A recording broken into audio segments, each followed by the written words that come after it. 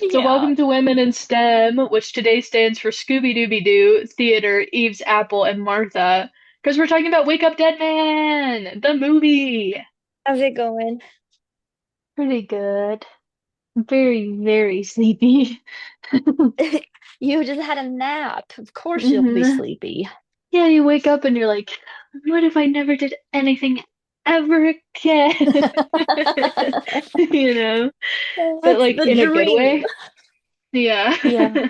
Because To me, sometimes you that's have that always the idea good in a way. bad way, but when it's a nap, it's in a good way. That's So, actually a good point. yeah. We are unpacking a lot of stuff today because the house is officially finished. Wow. Yeah. But now it's full of shit. Yeah. I feel like I saw a post just recently that was like having a lot of material possessions. Yay! Moving a lot of material possessions. Yeah. Yeah, it's pretty rough out there, man. It's terrible. My friend Jen just moved to Chicago today, actually. Oh wow. Hashtag rest in peace. Yeah, bye Jen. We Never talk will to her again. yeah, forget about that poor son of a bitch. I went over to her house a couple days ago and she was like in the middle of packing everything. This was like 2 days ago. And she's Mhm. like, I'm moving in 2 days. I'm driving out there. And I can't, like, I physically cannot make myself do any more. Mhm. I was like, no one has ever understood you like me. Yeah. Yeah, that Yeah. sucks. What's that saying? Is this a saying that exists in the world, or is this just something that my family says?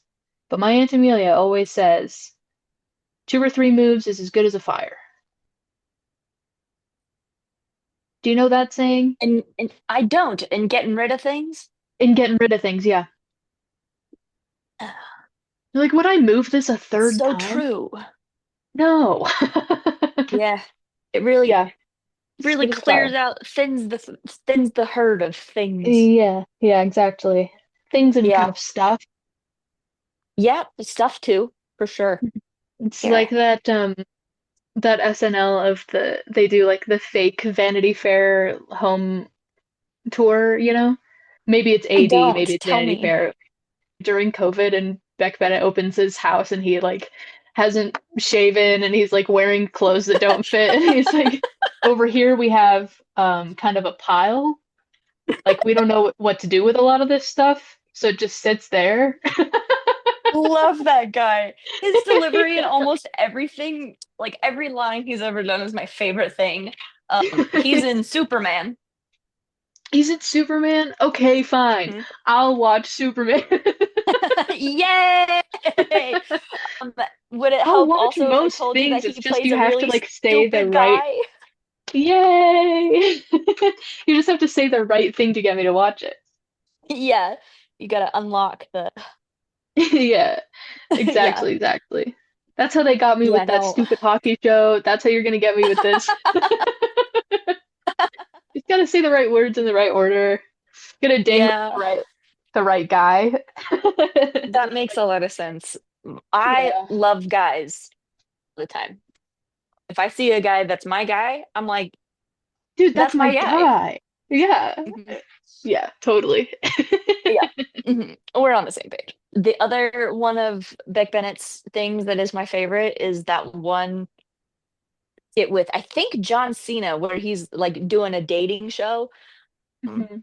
and John Cena is the presenter, and then he like so him and the girl fall in love instead of any Mhm. of the three like contestants. And then doesn't he make out with Kyle at the end? Yeah, he does. He's Yeah. like, "You're not dumb. You're smart." And he's like, You're just saying that. No, I'm not. "No." And they like And they commit. tongues out, beaks bloody, ready for the feast.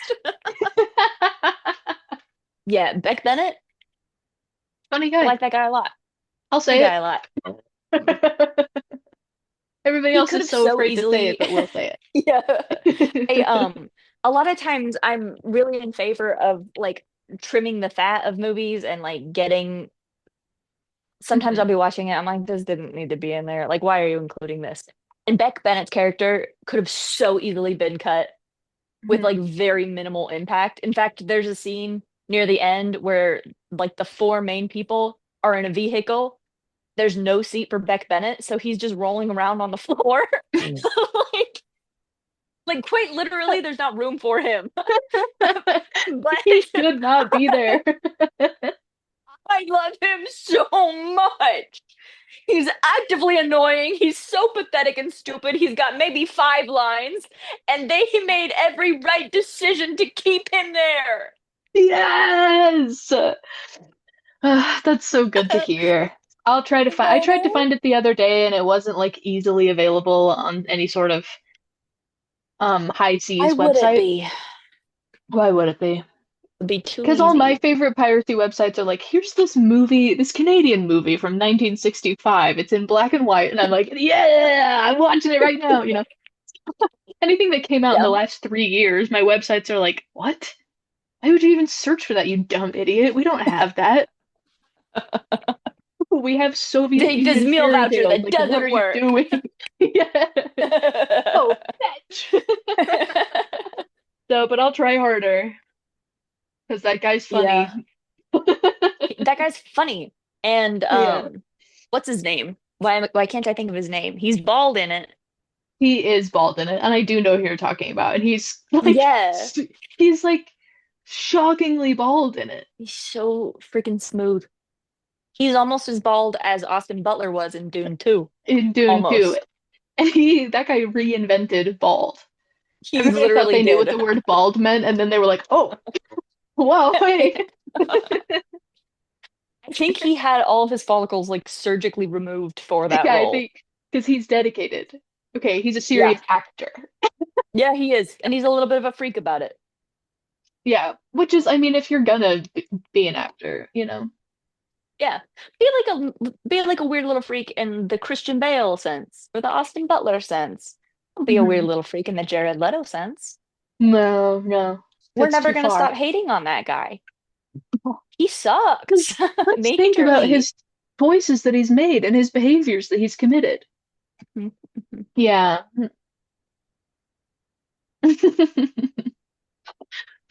My question for you is, what do you think the letters of STEM should stand for today? Well, I was thinking Martha for M. That was the Because there's thought a that I woman had named had earlier. Martha in this Yeah, movie. and boy is she. Yeah, she's in there. I'll just write that down so we remember. And then there's only three more letters, so you'd think it would be easy, and you'd think it would get easier every time with practice, but in fact, it gets harder every time because we forget that we're supposed to do it. Yeah, you would think that while we were watching the movie that we knew we were going We to could talk have done it about, then. We could have done it then. There are a lot of things that we could have done differently, really, in our lives. namely not starting with this bit. Yeah. But then what would we even call the podcast? Yeah, we're in it now. Like, we Like, really gun to didn't my head, have. I would not change it. Even if it's inconvenient, No. even if I'm bad at it, I don't care. This Yeah, is it's this is what inconvenient we and do. bad. And yet, but it's ours. And plus, genuinely, it was our only idea for what to call it. So if we change it now, what would we call it? I have a couple to send to you. Yeah, I've seen two of these, and now I've seen Yay! all four of them. Yay! Yay! And that's all I had to do today. All right, well, thanks for listening, everybody. M's for Martha. Yeah, we're so dumb. We make that joke almost every episode. Yeah, we do. And you'll hear it again. S can be for like, you know how the light is a character in the movie and someone will be saying something Yup. inspirational and like the clouds part. So S can be for like Oh boy, do I. sunlight parentheses character. Is like that. That's good. Because the only other thought I had in my head was Simone, but she's not like really a relevant character. Oh, I remember. I wrote this down. Also, we could do Scooby Dooby Doo. Scooby Dooby Doo. That's so true. Let's do that. Okay, two down, two to go. A lot of ideas for R. Ah, so if we changed what our podcast was called, we could use those. Women Yeah. Scream. We could do Scream. We could do Scream. We should be called Women in Scream every October. That actually rocks. Might actually be a better idea just in general, also, because that way, mm, when people say your channel is really hard to find, Yeah. Why are you it called Women may. in STEM, but you're never talking about science? We can be called Women in Scream because we just talk about movies that make us go, And that is so true. That's so yeah, that's true. so true. Well, Happy New Year, everybody. We're called Women in Scream now. Yay! And We then it's wake up stupid because it's dead. not even a pun.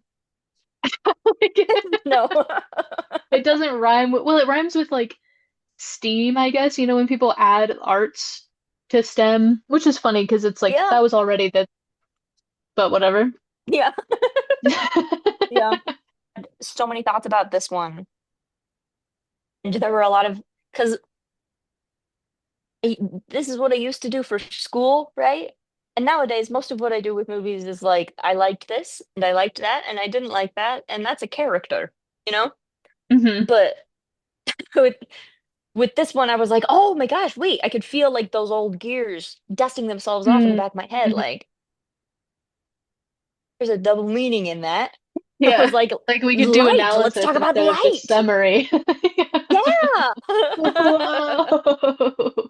T for theater because of the theatrical nature of the movie and also because Benoit Blanc is such a, a theater kid. Yeah. Okay, We're one I'm step done. closer for STEM.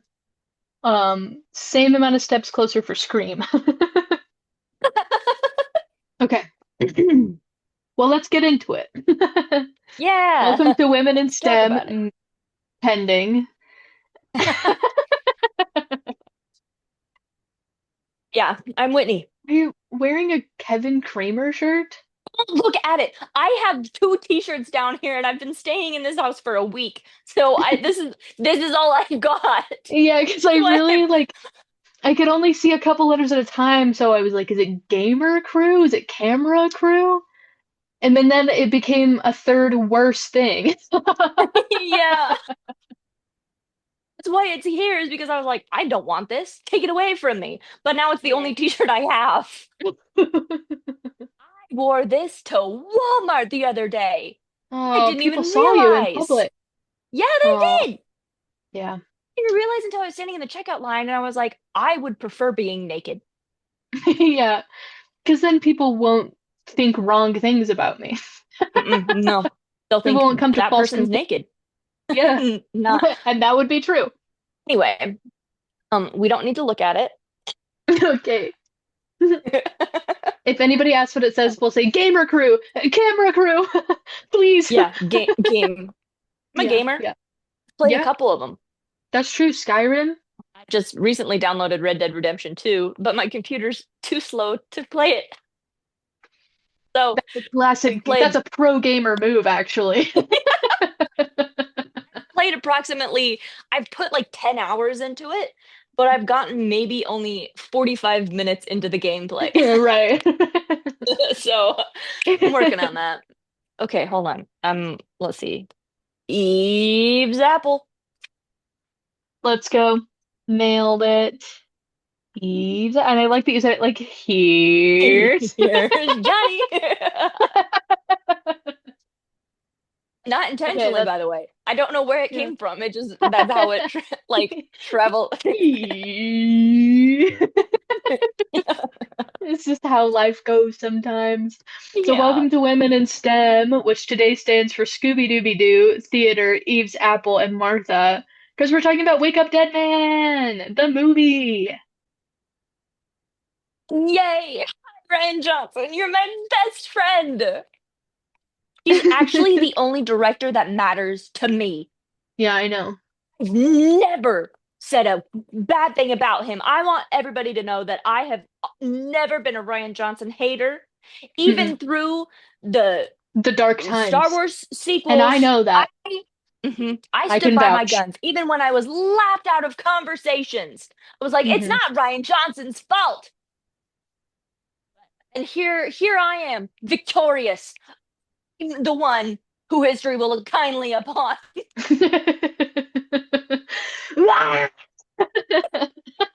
She will shoot from my fingertips. It's crazy how useful that phrase is. Like, this is a monologue of a character who is insane. And we're It's like, crazy. every time we speak, we're like, it shouldn't be, it shouldn't be used so much, maybe, but But here we are. I here will we say are. I haven't sprinkled it into my conversations as much until spending the week in Utah. Mhm. And you would say it like after every other sentence. I was like, that shit rocks. Hell yeah. I was like, Yeah. I was realizing I was living by an invisible rule of not saying it all the time. Yeah, yeah, yeah. But I'm now I like, realize that's not a real rule. I don't have to live that way. And so I'm free to say lightning will shoot from my fingertips at the drop of a hat. what is I think what happens is that sometimes our bits get a bit stale, and then we meet in person, and it's like an eruption of like all this new stuff. yeah. Yeah, we played foosball and named all of the guys on the table, okay? Like, this is when we're apart too We did. long, things happen. We started running drills with them. We were doing passing I drills feel like you back gotta and practice your forth. dribbling, okay? This is terrible. How do you think the playoffs are gonna go when you're behaving like this? Get it It together. was like We were tough 8:30 but at fair night. coaches. Like, Not even like we 8:30, can say yeah. we're sleep deprived. Right. I mean, maybe This is we how we were, but are. this is just how it is. This is just life. Okay? Yeah. Anyway, Wake Up Dead Man was one we watched together that week because we were That's like, true. yay, a movie. And neither of us have seen it, Hmm. even though it's fun when one of us has seen something that the other hasn't seen, because then we can show it to the other person, which is what Hmm. happened with or what will happen with Merry Christmas, which we're Which planning to might talk about happen. later this year. Hmm. Hmm. Yeah. But it was fun going into it, both of us blind, because we could both like. I don't remember the last time we watched a movie together that neither of us have seen. Sinners. Remember the last time we watched a movie that neither of us have seen. And And that that was a shit while ago. rocks. That was almost a year ago. It was. To Yeah, yeah. be fair, we live a full country away from each other. That's I know. hard. That's That hard is to hard. do. Yeah. Yeah. But we They make it shouldn't make work. us do that. No. It's hard. Yeah, I did just rewatch Sinners this week on account of Spurs. I don't did it win? Yeah, I've they're in heard talk March. of they're in March. Oh, okay. I Yeah, don't know yeah, yeah. anything about them, but I heard it like talk around town about it being nominated and Michael. Thousand times. Yeah. And I Yeah, was like, I don't think it's enough, frankly, if I'm being yeah. honest. Yeah, a I think record it breaking got 16 times, and we're like, what? You couldn't make it in even 20? Like, yeah. First of all, yeah, every actor deserves an Oscar. Every yeah, scene, every song, yeah. best picture, best screenplay. I don't even know what all they have. I don't think I've ever followed the Oscars. Mm-mm. Like, I know it's important to some people. It's funny and because we like are Presidential like, Medal of Honor. yeah, we're like, we're doing like film analysis and critique, and we love movies, but we also like are so uninvested in like film culture, you know? Like I just feel like Yeah. most channels that are like doing movie reviews and talking about it have to be like heavily invested in the Oscars, and we're like, when is that? Oh, it happened this week. Oh no, not for another 2 months. Okay. Yeah. Yeah. Yeah, Like, Golden Globes in January, Grammys in February, Oscars in March, apparently. in Super Bowl? Question Super mark. Bowl February, but not Okay, this there we week. go. And not to, I like feel like sometimes I ironically gas this like our channel up just because it is mostly just us gabbing with each other, Yeah, yeah, which yeah. is fun for probably only us most of the time. But Probably. like Yeah. unironically, with all sincerity, I do think that puts us above other channels. Because Like we we're not, actually like each other and have fun, and we're like not like trying to break into the industry with our. yeah, we don't give a shit about the No, Oscars. who Like cares? we're not in that You know world. what I give a shit about? You know what? Yeah, not in my world. Not in the world I'm on. No, but like the thing I've given a shit about most recently is a 1924 clown movie. So let's get real. Do we care about the Oscars? No. No, no. No. And like I sometimes when a movie I like has won a lot of awards, I look at that and I think, yeah, no, they get it. They understood it. Mhm. And when it doesn't, I'm like, well, obviously because they don't get it. They're Yeah, stupid. Like they that's don't true. Well, and those awards are like I rigged. pull yeah, they are obviously. So I look at So, something like Prince of Egypt, which won awards mhm. very deservingly, and I'm Yeah, like, yeah, absolutely. It deserved no less. But then I look at something like Ravenous, which frankly like should have demolished every other film that year, and I don't think anyone even watched it. no, no. And Like, that's why another yeah, reason that we love Ryan Johnson is that he brought a copy of Ravenous from home to put into the Criterion Closet. What a diva, he, what an icon. like Hmm. so literally, I kicked my feet and giggled when I saw that. Like, I'm not Yeah. joking. That's what I like naturally did. He's the I only saw one it. It who was the gets fastest it. I've ever sent something to you. Like it was lightning quick. It was like bam. You have to see this. He's like, no, Yeah. this is utterly important, and he's correct. Yeah. So Yeah. I guess what I'm saying is like sometimes when a movie has won awards, it's kind of nice to be validated a little bit and like that other Yeah. people see its genius. But when a movie hasn't won awards, it's kind of nice because you feel like you're the only one who gets it, you know? That's true. And I get to feel like so like hipster about it, not like other girls Yes. about it. Like Yeah. my favorite Mhm. movies have never won any awards. Exactly. It's like kind of fun when it's a cult classic, like a movie like Labyrinth, which I don't think won any awards at the time because it didn't really do very well, Yeah, I don't know. but like has since gained popularity because now it's like everybody loves it. And it's like, well, obviously if it, And we love it for what it is and not because of its like fame. yeah, but it's even more Yeah. fun when it's a movie that never got popular. Yeah. And you can Yeah. be that film bro guy. Someone's like, oh, what's your favorite movie? And it's like, oh, it's Hell's Hinges 1916. It's a silent film about a cowboy and God coming to the Western frontier. Yeah, Hmm. everybody dies at the end. So what? So Well, what? it's like, Oh, you like Citizen Kane? That's cute. oh, wow, this is your first film class? Oh no, you've been, oh. Oh, cool. No accounting Mhm. for taste, like that's so fun. What's your favorite Marvel Yeah. movie then? Cute. Oh, did you see that post? It was like a screenshot of somebody's TikTok where she was like, I like this guy and I'm not Oh really my super gosh, into don't even film, but talk he about likes it. film. It's like he doesn't like film. He doesn't like film. He likes slop. Slop again. And I like physically flinched. I thought I was gonna I know. I vomit. was like, is there any good movie? Please, please. Like, Sent me a list I of feel like 200 films and they're all Marvel films. Okay, pick like three. I was gonna say, I feel like you could stick with phase one and be justified in that. Like end Yeah. with Avengers 2012. Yeah. It's like I feel like a perfectly reasonable thing to ask somebody because those are the like iconic ones, right? Yeah. And And those were like there's the some good good ones. movies in there. And then Yeah, you even understand like when people talk about Marvel, you're like, okay, I know who these characters are and I've seen like a substantial amount of movies. Even that's like a lot of movies. yeah. I would It's never recommend more than like three movies at a time to somebody. That's overwhelming. yeah. Then they feel like they don't want to get started on any of them. And then they don't know Yeah. which one like Like, do I have to watch these What? in any particular order? Like, what do I Yeah. do? Start with Terrible. three, like tailor them a little bit to that person. Exactly. Imagine giving a film recommendation that's like, even movies that I'm like, everybody should see this movie. I would still like, vibe check first.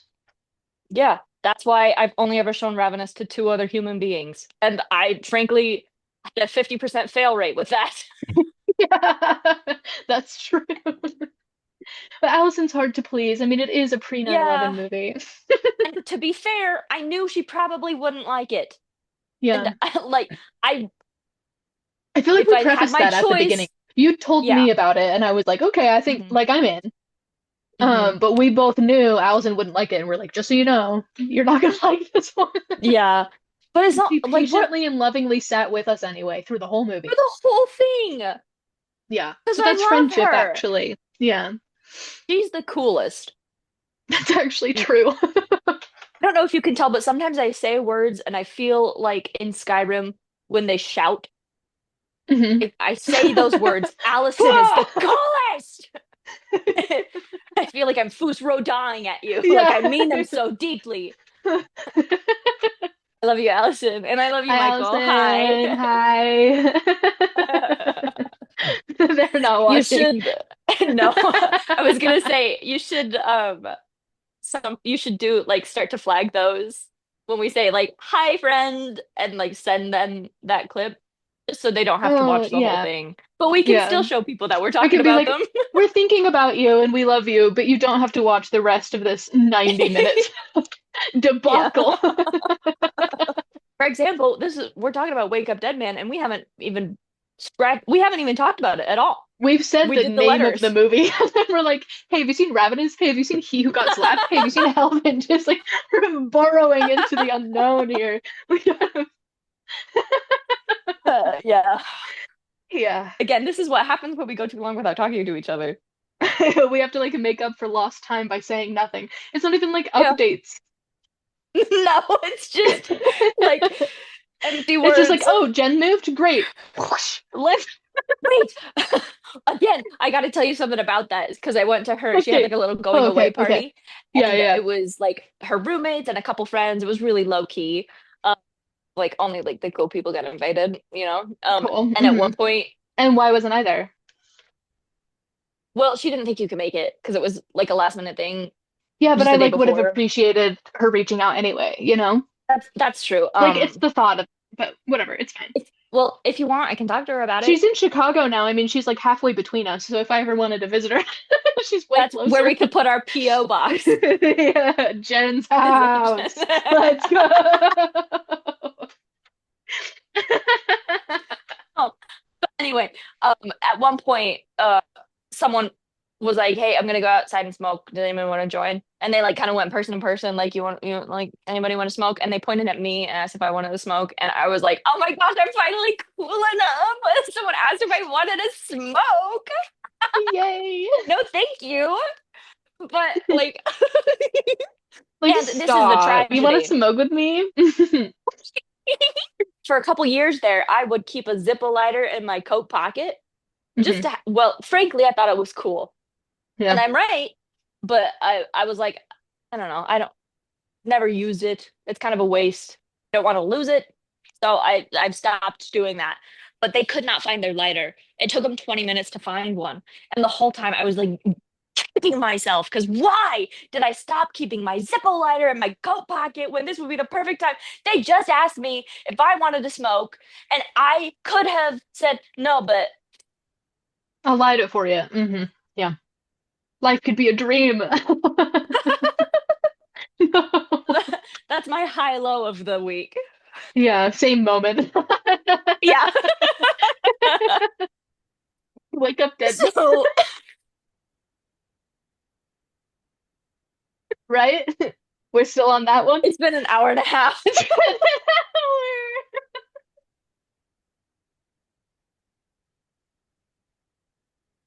hour. This is why we can't do this shit Straight up. professionally. It's straight up been an hour plus. Well, Yeah, okay. this movie rocks. It's Knives Out movie, which Ryan Johnson has said he doesn't like, that it shouldn't be connected back to Knives Out because they're all in the same universe, but they're all like connected with the same character. Hmm. So So I it should think be it called the should just be Benoit called Blanc like a movie. Benoit Blanc. Exactly. Yeah, because Yeah, that's the guy. he's the guy. That's true. Yeah, although personally, I kind of like calling it a Knives Out mystery. I can't articulate why. Hmm. I don't dislike it. I understand why he dislikes it, and I would be Hmm. totally like on board if he ever. But like, I don't know, something about it. I'm like, yeah, Hmm. it works for me. And that's I what would be very matters, Ryan. yeah. Think about that. Maybe listen to people.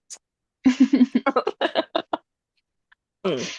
So it's really good. It starts with Benoit Blanc sitting down by a fire to read a story. And then we completely forget about Benoit Blanc. Forget about him. He's not here. Hmm. We go to the I story honestly of, forgot that it even started with him. yeah, no, I remember that just this afternoon when I was rewatching it. Yeah, I thought we jumped right into Father Judd, but no, yeah, he's like, he's there and then you immediately forget about him. yeah, that's Did I true. send you the post where it's like Yeah, you're like I love watching? when you're watching a movie. Yeah. And then like 25 Yeah. minutes later, Benoit Blanc shows up and you're like, what are you doing here? Oh my gosh. Yeah. Yeah, yeah. Yeah. So I like that. That's a lot of fun. And that reminds me, that brings me to one of my points that I had written down here, which is that Ryan Johnson does this a couple of times, like with the first Knives Out movie, Knives Out Mystery, where Ransom, Chris Evans, shows up like 40 minutes into the movie. Like he's not there for the first part. We hear about him, but he doesn't actually show up. So Ryan Johnson says he likes this convention because he watched New Hope and Han Solo, I, one of the I, most important I was characters, hoping you were gonna say that. yeah, yeah, ever of all time. Han Solo doesn't Yeah, show up until 45 minutes into the movie. that's true. So Luke Ryan Johnson, Skywalker doesn't show up till 20 minutes into the movie. yeah, So think about that. some movies know when to pull back and to wait and to trust the audience. You're watching a Hmm. story, let the story be unfolded to you. Yeah. Also, Ryan Johnson is a Star Wars fan. I've always said that. It was so funny. Like, I have never heard that quote, and I didn't know that that's what you were going to say, except I knew in my bones that that's what you were going to say, because I just rewatched A New Hope recently, and I was like how in Star Wars, where Luke doesn't show up for the first, like, 17 minutes, and then Han Solo does. Yes! Yay! Yeah, I love being right. I do it we're a all the trio. time. You, me, and And Ryan. Ryan Johnson. Yeah. Oh, we're all intricately connected. Yeah, yeah, yeah. Yeah. We're on the Um, Madam Web. yes. So I like that. Um, but it's also kind of fun because you get to like just exist in the story with the character. Because Benoit Blanc is not the main character of any of these movies. He's like Mhm. the flavor that ties it all together. But the main character is always the like person who's been accused of murder or is Yeah. like caught up in this huge murder scandal. And like we follow them as they're trying to get out of it. Mhm. And Benoit Blanc is just there being kind of silly, goofy Southern guy. And that's fantastic. Mhm. I could watch 80,000 of these movies. I would never get tired of him. The thing is, I want more because I trust Ryan Johnson. Yeah. This isn't like when I was watching Stranger Things season 3 and then season 4, where I was like, I want more, but I'm really worried. I'm really Yeah. stressed about this. I don't know where it's going to go. And then again, you know, once again, we turned out to be right, to be We're always confirmed. right. Yeah. Always. Yeah. Oh well. Which is why we didn't watch Stranger Things 5. So yeah, we start with Father Judd Duplicity. Hmm. That's not his name. Duplicity. Duplicity. Thank you. Yeah. But it sounds like duplicity to the point you're like, nobody's last name is that. His name is Judas. Judas Duplicity. Judas Duplicity. Hello. He's narrating to us. Sure. Okay. Sure But then you can. see him And he's got the most biggest, wettest, most perfect, open, vulnerable eyes anyone's ever had. And you're like, oh, right. Yeah. Like you immediately love him, believe him. Like his one of his first lines is like, the world is not a wolf. Christ did not come here to fight, he came to heal the world. You Mhm. start trying to fight everybody that you view as a wolf, and soon you're fighting anybody who's different from you that you don't understand. It's this and not this. Yeah. And And maybe like he a ate with Catholic that. priest that gets it. That's crazy. That's But you how have I to know remember this it's is a a movie. movie. Yeah. Yeah. Yeah, exactly. Yeah. It's funny because I asked two people. Okay, so I asked my friend Noah what he thought of the movie, and he loved it. He went crazy for it because he's very, very. Yeah, he's quite Catholic. And it was he was like a really good Catholic representation. Like it wasn't like just poking fun, just to poke fun. Because Catholics, as we all know, are the most oppressed group in America. That's true. Yeah. Yeah, Because of the which is war a on real Christmas. Noah quote. Yeah, I love him deeply, but there is something But wrong with he's him. ridiculous. Yeah. Yeah. Yeah. Thankfully, he has gotten a little bit calmer since he started dating Cameron, Hmm. because That's Cameron good. can Yeah. just like look at him and say, "Shut up," and that's in That's a very good. Shout out to loving way. Cameron.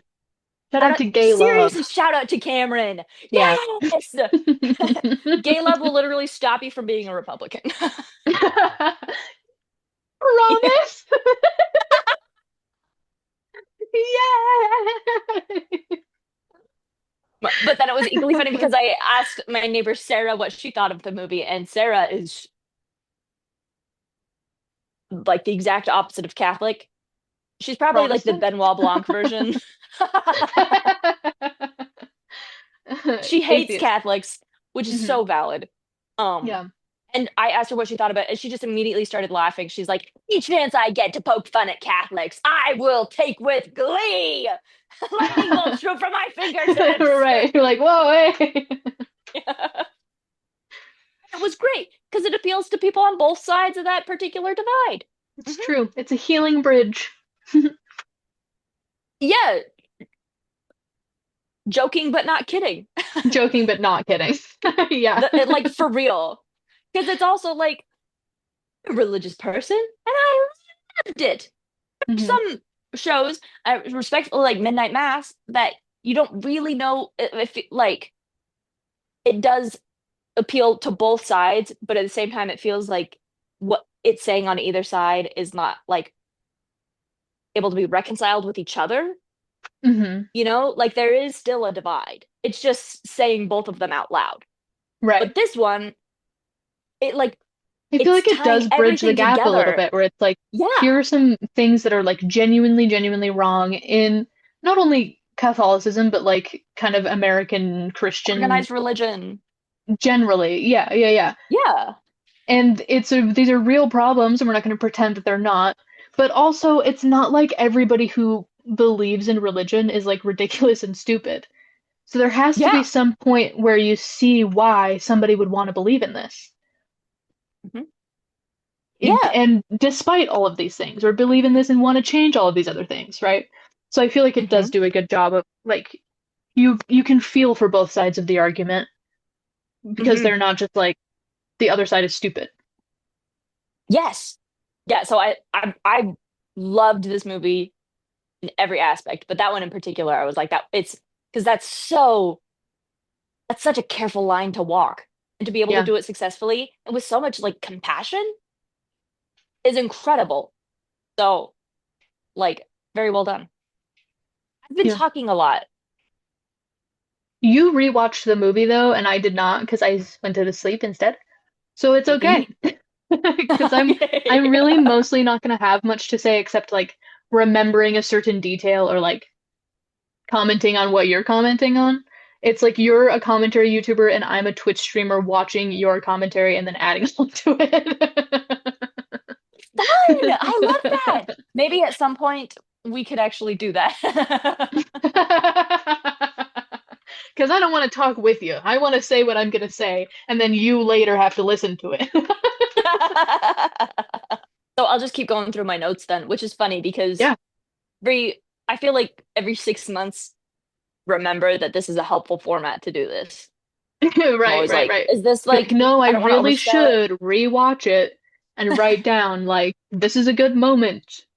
This cinematography is really interesting. Ooh, what does this mean? Instead of it. being like, oh yeah, I remember that movie. That's like Do you there's the remember any of the guy and they like characters? do the thing. The killer's characters, right? Yeah. And they recorded it on a camera. I do remember that. It's like, yeah. Christopher Nolan used directing to tell a message in this scene. But I was literally just thinking about him last night too. I Googled, why is he so bad at audio? The Did you get an only thing that answer? came up, no, I didn't. Everyone was like, it's intentional, it's a choice. I was like, okay, why is he It's a bad intentionally choice. making a bad Like, why is choice he then? making that choice? Yeah. It's like I understand, like I respect the medium of audio and its ability, like and its role in telling a story. Right. Where you want to I hear what the hell also is happening. really like dialogue. Yeah. Want to be able, Yeah. they're heavily you can't have Christian Bale in like a thick Cockney accent, like And then I can't even softly tell. mumbling his lines while the Yeah. music is blaring in the background. I don't know what's going on. I can't understand his accent anyway. And it's like at 50% volume. You got to help me out here, man. Like Sherlock was bad on purpose, Stranger Things 5 was bad on purpose. Like, but why? Yeah. Explain yourself to me. I'm not saying that he's doing it on accident. I'm sure he is doing it intentionally. I want to know Right. why that's But the choice he's why? making intentionally. Who knows? But anyway, so Father Judd is this grand old guy, but we are introduced to him because he knocked a deacon out for saying something inappropriate. We don't know what it was, but he broke his jaw. We learned that Judd used to be a boxer. Yeah. And as a result, they're sending him to this small parish in Chimney Rock in upstate New York, where he can just kind of be a part of this specific congregation because there's a there who is interesting to say the Hmm. least. And they're like, if anyone can figure out what to do with this guy, it's that Father Judd kid. He knows he Yeah. knows he knows what to do with this. Either he'll teach him the love of Christ Or or I'll knock the shit he'll out of break him. his jaw. Yeah. Yeah. Mhm, mhm, mhm, mhm. Either Yeah. way, I mean, a solution's a solution. So, Yeah.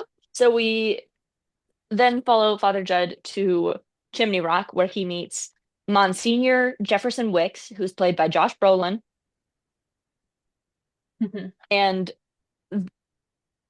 he, the first thing he says is, "Are you here to take my church away from me?" So it's his church, and he's Mhm. immediately fearful of someone new and different coming in and encroaching on his territory. And the other thing I Interesting. noticed about the scene is that the light is shining in from behind him when Jefferson Wicks is walking through the door and Father Judd's inside the church. And then Wicks shuts the doors behind him, completely sealing out all of the light. Mhm. Which could mean nothing.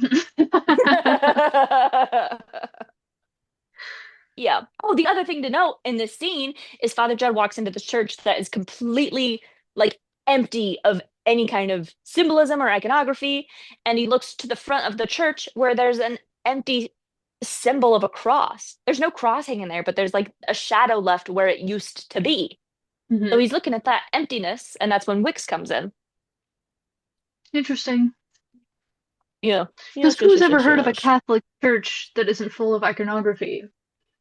That's like their main, I think the main like gift that Catholicism has given to the world is art. So it's weird to go to a Catholic church and there's no art in there. Why are we here Yeah. then? No Jesus, but specifically no Mary. Weird. You're telling me that there's no Mary at all in this Catholic church? Where is she? Weird. What'd you Weird. do to Where'd you her? go? Yeah. Come back. Yeah. Ah! Anyway, so Judd is like so friendly and kind and warm. Um, And Wicks says, "Take my confession," and is immediately a weird Perverted freak to Father Yeah. Judd. Yeah. He's And it's his basically way. he's like, let's do some sexual harassment right now. That's like,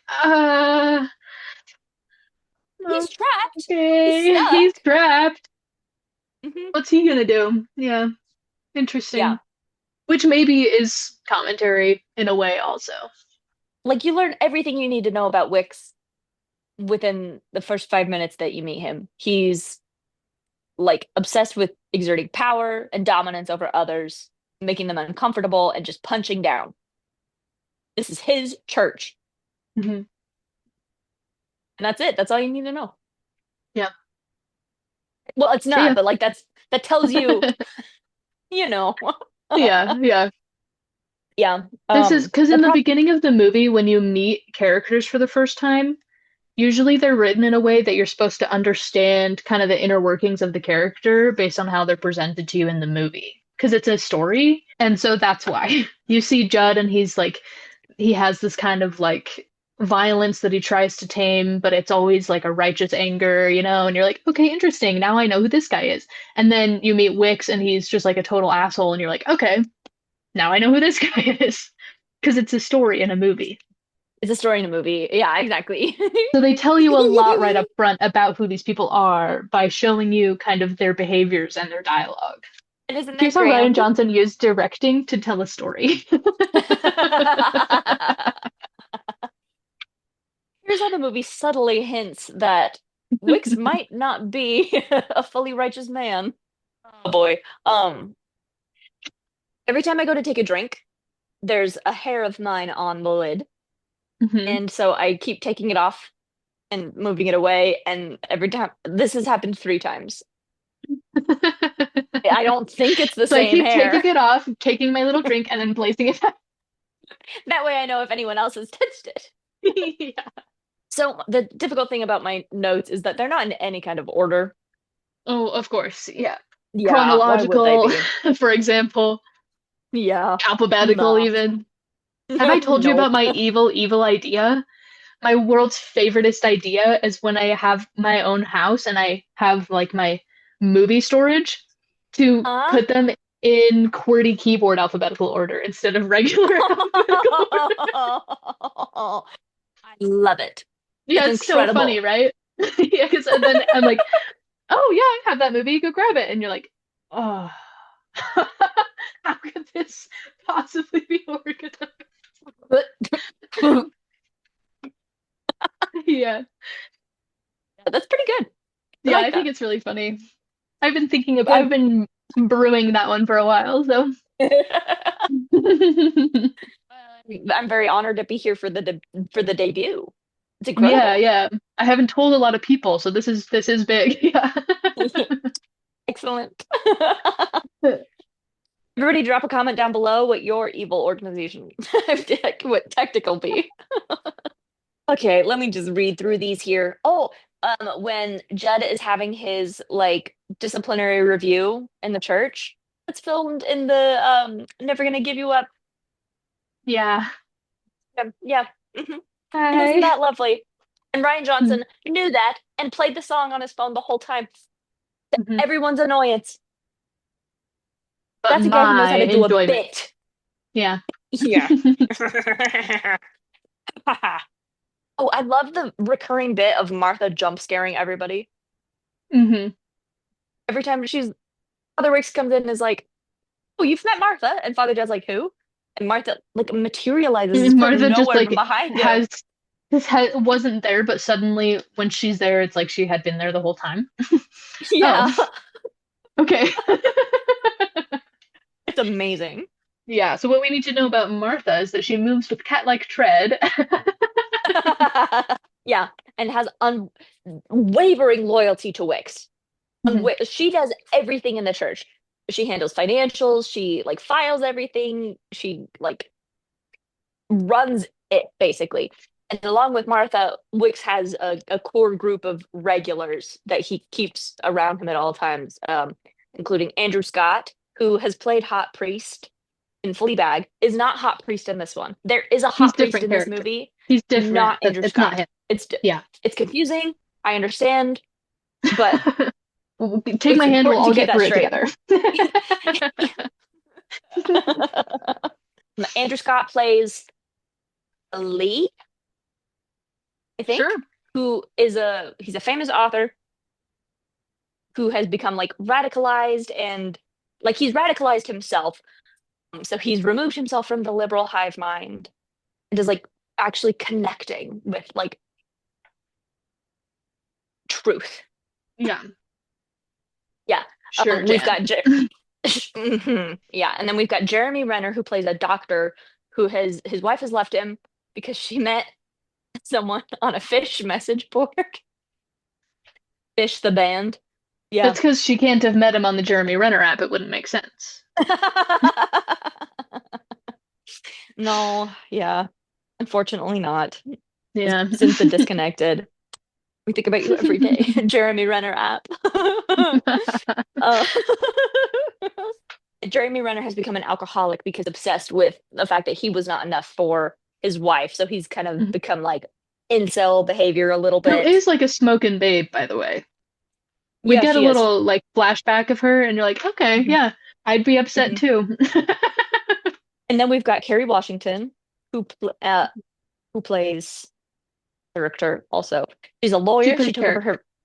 She does. And boy, does she. Yeah. She plays a lawyer who took over her father's practice, even though she didn't want to, but she was like, "Oh, well, this is what my father wanted, so I'm gonna, do this for him." And then her father came home one day when she was fresh out of law school and dropped this like 12-year-old boy in her lap and said, "You're gonna raise this boy. Don't ask questions." And she Mhm. does. And she And does. Sai, the boy, is also in the group of regulars, and he is like so entitled and like sees Kerry Washington as this like nanny basically who like Yeah. he's so ungrateful that he barely even acknowledges her at all. When we first meet him, he's like, "Hey, fill this up for me. Fill his water bottle up." Hmm. He doesn't ask any other questions. He just immediately leaves. He's a dick. And he is a And grown man. he is. Yeah, no, he's not 12 Yeah. years old at this point. It No, that was a long time ago.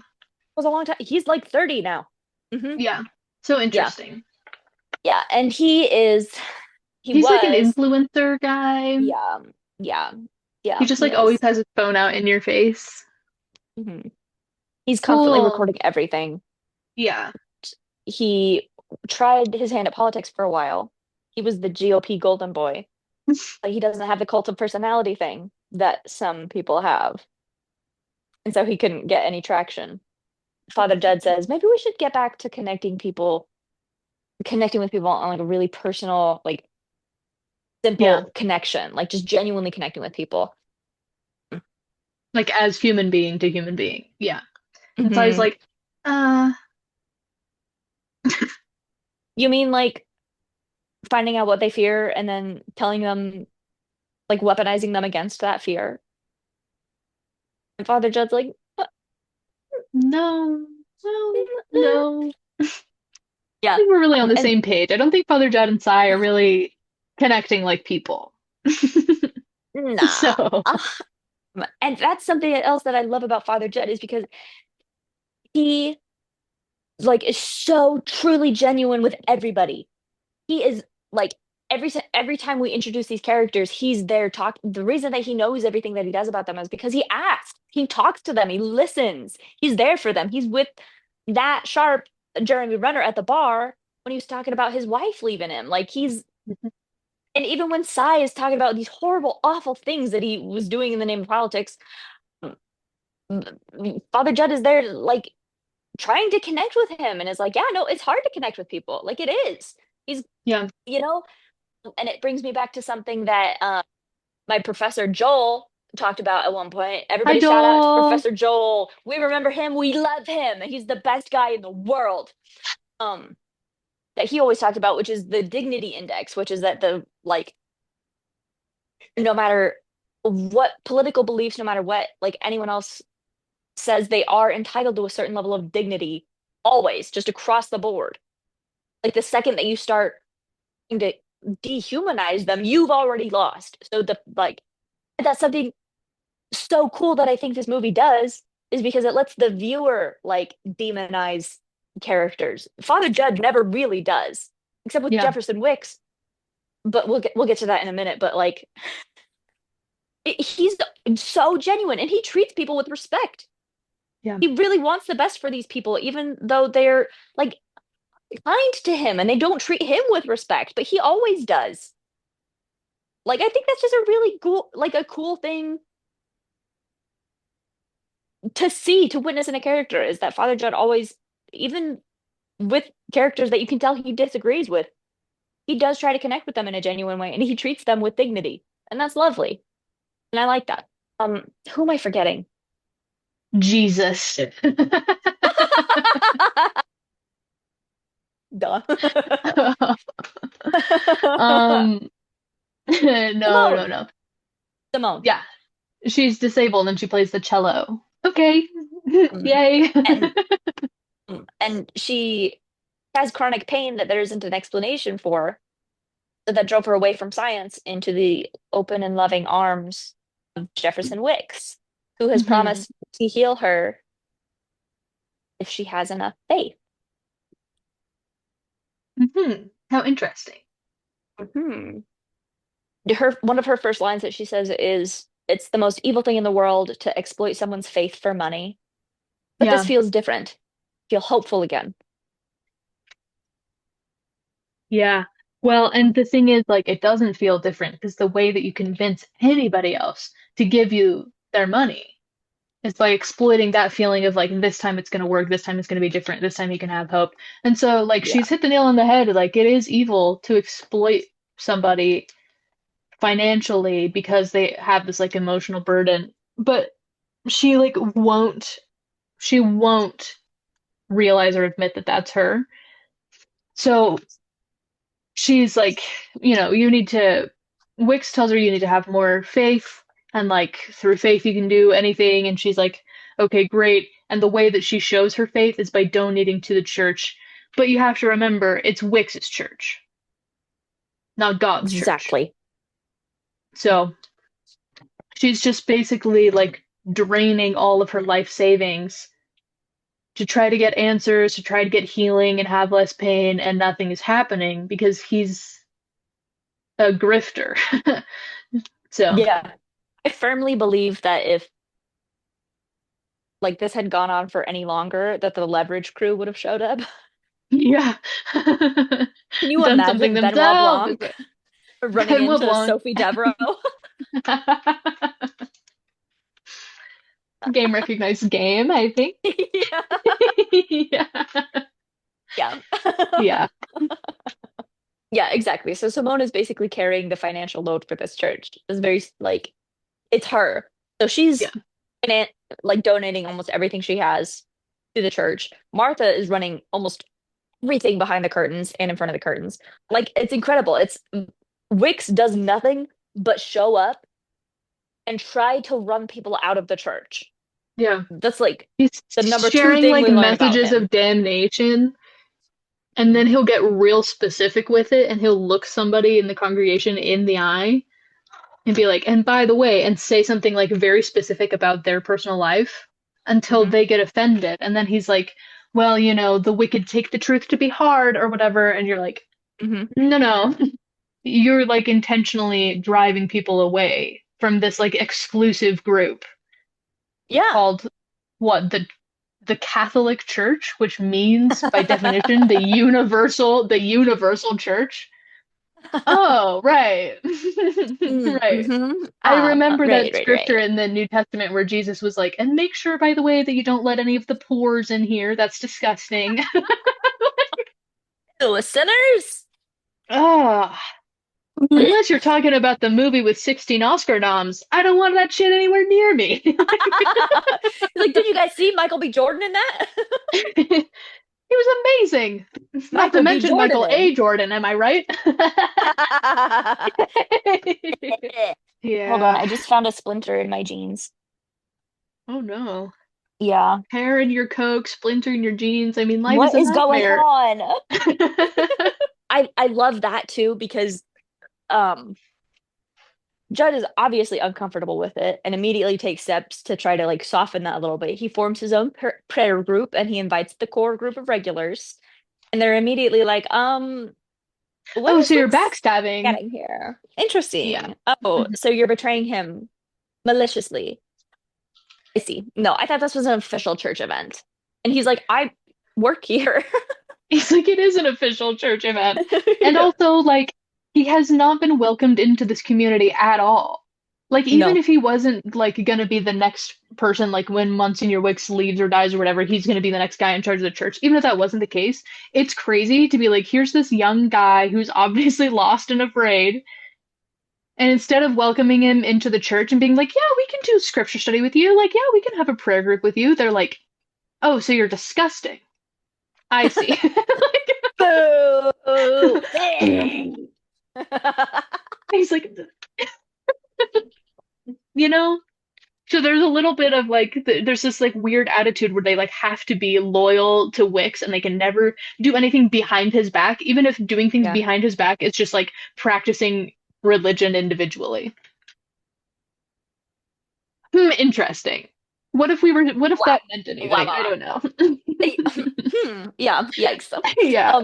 And the fun thing is we when we see Judd interact with people outside of this core group of regulars, it's not with mistrust, it's not with suspicion, it's like when he's at the bar and he's talking to the bartender, who by the way is in he's Trooper Wagner in the first one. He's uh he's in all of them. I love this guy Yeah. so much. It's his little cameo. Yeah. He's Yay. so like friendly with them and like he's like, are you gonna home okay? And like all these things. When he Yeah. talks to Samson, he actually listens to him about Samson, like Samson, by the way, we'll get into Samson a little bit later, a little bit like, oh my Yeah. gosh. Yeah.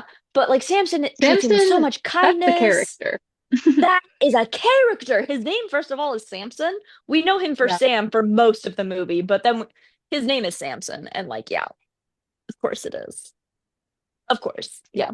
Samson and Samuel are both like biblical names, Yeah. but Samson, you know? Samson feels different. Yeah. So when we see him even with Mila Kunis, who plays the sheriff later on, like she treats him with a lot of respect and is like very kind. Like he's clearly like good at connecting with people. He clearly could make a change and be like make a difference in this community if like this very significant portion of the like it's not a portion of the population, but like this very significant group in the community would allow him to, but they're not. Right. He's like actively being shut out again and again and again because he is not allowed to take Wicks's church away from him. Hmm. Hmm. Interesting. Yeah.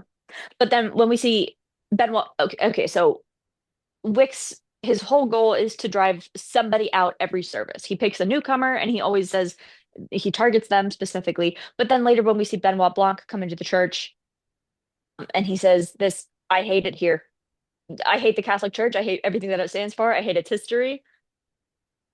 He said, it makes me want to pop its perfidious bubble of belief and get to a truth I can swallow without choking. And first of Mhm. all, he just talks like that. Yeah, that's just how he is. Yeah, but also get to a truth I can swallow without choking. Hold on to that. Remember it. Hmm. Okay, Keep that in your that's a surprise pocket tool that will for help us later. later. Yeah. Okay, um, yay. but then he stops, he realizes what he's saying, and he turns to Father Judd. He's like, I'm sorry, you can kick me out if you want. And Father Judd's like, no, not at all. You're being honest with me. I love that. Thank you. And then he like relates to Blanc with what he was saying. He's like, it's storytelling. Like he doesn't try to correct him. He like yes ands him. Yeah, And you can see immediately the only thing that he's worried about is that he is gonna leave. One of the core differences between Judd and Wicks is that Judd would never want somebody to leave. He would yeah, certainly never kick them out. He would certainly never drive them to leave. This is yeah, a place of God. This is where he felt like found healing for his own life. He wants that for others. He's not like, there's no point in driving them away. The opposite of the point. So he gets that. Like, I love that difference. The first yeah. chance that Father Judd has to kick somebody out. He refuses to take it. Oh, and the other thing in this, okay, wait, okay. So Benoit Blanc shows up because during a service, Wix is killed. He goes into a closet just off the like front stage area, and then he falls to the ground dead. He's been stabbed. It is there is just he was stabbed in front of everybody, hmm And there's but no it's in the way that anybody could have done it because he's in this closet. It's a Catholic church with like stone walls and stuff, and nobody can get in. And all the congregation, which is only like 5 people because they're so toxic and evil to each other, they're all there. And Judd's on, like everybody can see each other. And then he collapses, Mhm. and people rush over to look, and he's dead with a knife in his back. And they say, "How can this Mhm. happen?" So there's that. And so then Benoit Blanc has to come in because it's like a mystery. Yeah, yeah. Yay! And you're like, oh, this guy, that's my guy from He's before. here. Ah! Yes! And then it gets good because he's Oh yeah, baby. Oh yeah. there. And I will say my one criticism of this movie, and I talked Mhm. about this with Olivia the day we watched it, but the one thing that I do not love is His hair. I don't even want to say it. It's his hair. Yeah. Yeah. What I found I am interesting about his hair is that it's sometimes parted, like, it's not parted consistently. And Oh, it it's looks better swapped? on one side than the other. But so Interesting. I don't know why they would do that. But yeah, I feel like if it had a bit of curl, it would look better. And I am, of course, always saying that. But Obviously. Yeah. obviously, And that's probably what hits so hard for this because I am always saying that men should grow their hair out longer. yeah, Name one time where I haven't said that. Right here, no, I guess. Don't right like it here. But longer. right here, it's like it's longer, but it's like almost too straight. Like it looks unnatural, and it looks like he's waking up every morning and like perfectly parting it and like, Yeah. you Yeah, know. exactly. And And he like just I doesn't feel like seem the type. I he feel like needs he would more do like a scruff natural BG or wave. Yeah, yes. yeah. Yeah. I don't know. I was so excited when I learned that he was going to have a beard and long hair in this one, and then Yay! like it And wasn't it my fell short a little favorite. bit, but it's okay because there's going to be more movies. We know this because We we've talked do, to yeah. Ryan Johnson about it. We have a long email chain, and there's going to be more. And I And feel like boy, are you guys not ready they're for going to what's let him go coming. curly. They're going to let him go natural curls in the I next want him to one. go ponytail. I think that's part of Hmm. the thing is it should be like he Because could it's do so like a low dap. pony. Yeah, he could do a low pony. That would help. A low pony would help. Yeah. Yeah, yeah. And I don't know if the like scruff is part of the problem. I think I would like to see him with a full beard to because I also am always saying that men look better with facial hair. And again, in this Yeah. instance, I'm like, I'm not loving this. Not. I like the beard, but I don't feel like it matches with the hair because the Yeah, hair's trying it's to like be a too weird pristine. conflict of vibe. I don't know. It's not Yeah, my yeah. favorite. And maybe again that's like speaking to like the conflict of like faith in religion versus like faith in humanity or whatever. Like we could pretend that that's the case, but I think it's just like he strained his hair too much. He should have pulled that back in a clip. Yeah, maybe Philip was like on vacation for a couple months and Right. wasn't He there like to grew his hair like out. He's like, I don't really know what to do with this because he would have given him mhm. some loving direction, I'm sure. Yeah, yeah, yep, yep, yep, yep. That's Hugh He's Grant. cute. Yeah. Yeah. By the way, I showed Heidi 2 week notice hmm this last week Fun when we were movie. stuck inside. Yeah. Fun movie. I was like, because I watched it for the first time last year, but then watching it again this time, I'm like, it's funny. Yeah. It is funny. There are a couple times where I'm like, I'm chuckling for real. Yeah. They got me. What? Damn. Hugh Grant. Yeah, I miss when movies were good. Anyway, Yeah. Benoit Blanc shows up, talks to uh, Father Judd in the church because everyone is accusing Father Judd of having something to do with Wix's death.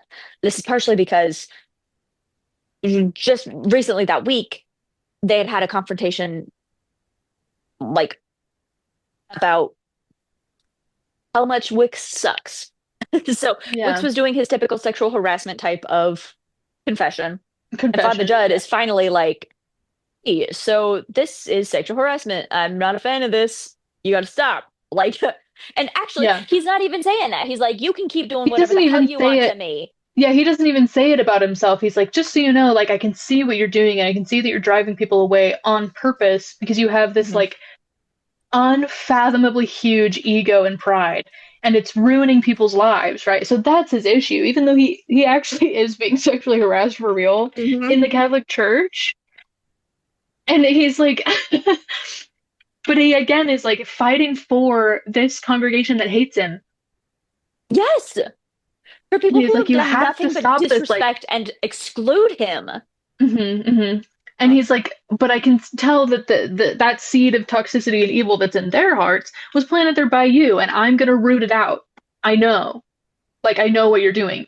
And then of course, um, that becomes bad. That becomes bad for him because Wiggs dies, and they're like, well, you were the last person to Um, speak harshly to him. And Sai recorded it because he's always just like wandering around recording people without their he's consent, which is constantly something filming things. all the time. So of No point course in the he's movie does there, and he anyone say happens to like stop. perfectly capture. This is something that I think that Sai should work on Christopher Nolan films because his audio and dialogue. I mean, like he's 15 feet away, like behind a stone wall of a Catholic church, and you can hear what Judd's saying perfectly. And he whispers it. He's Yeah, like muttering he's it mad because he's into mad. Wix's ear because he's mad. Because Wix did just like beat him up for real, Yeah, like physically punching him and stuff and kicking him. yeah, that's true. Like in the stomach and stuff, really sensitive. Ouch. Yeah. Yeah, Yeah. Oh, yeah, also, Judd was a boxer, and at one we learned when he was talking about the in the prayer ring that he killed a man in the ring when he was like yeah. 18. So we know he, That's how he like found Olivia Satan said, he free. has this like violence. Mhm. Yeah, because And he's he like, puts I his need to arms learn how up. to rein this in. Yeah. Yes. So he puts his arms up after Wix is attacking him, and Wix is like, yes, yes, yes, rage. And so Father Judd very Yeah. intentionally puts his arms down and says, I'm going to cut you out like a cancer.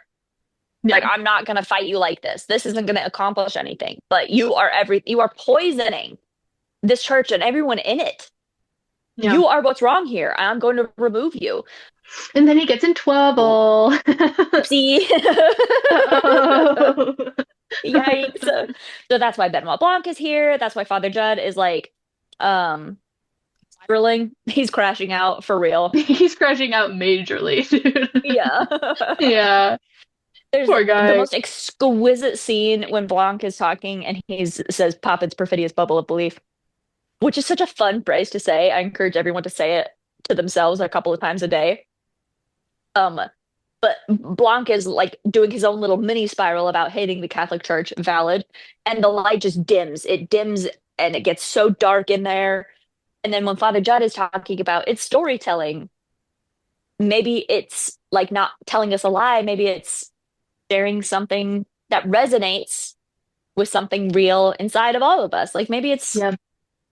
like trying to pull out those good things instead. Yeah. And the more he talks, the more the light comes back in until it's like blinding and it's shining from behind Judd onto Blanc's face. And it's like, even for the audience, it's like, stop, it's The too audience is like, bright. okay, I get it. Okay. I do recommend bringing a pair of sunglasses with you for viewing this film. It's very helpful. Same thing, by the way, in the prayer group, the light is shining in from behind Father Judd, shining on the light of everybody else. Like the light is shining on everybody else's face, Mhm. and then they choose to walk away. They choose to leave into the dark of the hallway, and that's just Mhm. interesting, isn't it? That's just interesting. Yeah. And that's just interesting. Yeah. Because what if light, and I've said this before, but like sometimes you watch a movie and it's like, oh, we can't see shit because it's at nighttime. Or when it's daytime and everything is just kind of like equally washed. Uh-huh. And you're like, because it's daytime, so you're supposed to see stuff. And I will say, I will name names. Wicked did this quite a bit. No, did they? Wicked 2. When Oh, it's come daytime, it's like on. everything's like kind of the same. Like, why did we build all these sets and costumes to be so full of color and then just kind of like desaturate it a little bit so everything's the same? You Oh know? no, I thought they did such a good Interesting. job with the first one. I don't know. I didn't watch the first one. I watched the second one and I was like, huh, interesting. Why is it Oh a no. musical? Anyway, I'm not I'm not gonna get into that. But um, sometimes you can use light because it's daytime and shadow because it's nighttime, but still be aiding the narrative with Mhm. your lighting choices. Yeah, Yeah, like, because like sometimes Mad that's somebody's Max. job and they're like reading the script and they're writing out specific artistic choices to do in their job Yeah. so that the audience will really, really get it, you know? hmm Yeah, and not to be this person here, but there is a scene in the late one of the latest Fallout episodes where Walton Goggins, who plays a ghoul, hi Walton, hi, Hi. but he's a ghoul, so he's got like skull-like face, right? And he's talking to Yeah. somebody. He's like, "I need to do this alone. I'm a lone wolf. I don't need no help. I don't need no friends." But the light is shining on only half of his face, so this half looks like a skull, and you can tell they went in and like made that look more intentional to look like a Yeah. skull. Yeah. And it's like, oh, so this is only driving him further into this like death mask of a person instead of an Hmm. actual like, oh, interesting. Yeah, okay. Interesting. Okay, Yeah, okay, I okay. love it when like you see something on screen and it's like that was it. They're intending to message something, you know? Yeah. Yeah. Yeah. Yeah. Yep, yep, yep, yep, yep. Yeah. So So anyway, director's sometimes you're watching photography. this movie and you're like, okay, so the lighting's a little heavy-handed. It's a movie. And you can say, Yeah, it's on yeah, purpose. yeah. The lighting is heavy-handed finally. Hey, Yeah. you. I feel like I was getting really worried. I feel like you've been dying of thirst and someone just handed you a water. Yeah. Yeah. Yeah. There's like so many important things that happen in this conversation with Blanc and Judd in the church because there's a line that Judd says where, oh, Blanc is saying like you can't really be very honest with a lot of your parishioners, though, I bet. And Judd is like, well, you can be if you just don't say the dishonest part out loud and take that one and tuck that away in the pocket for later also. Keep that with Uh-huh. the other thing from earlier. We're going to use that. Okay. Interesting. That's what I would Yeah. say. Interesting, interesting, interesting, interesting. That's fantastic. So Blanc tells him he's a detective and immediately says, "I don't think you're guilty. I'm gonna help you. I want you to help me. Let's go see the body. Yay!"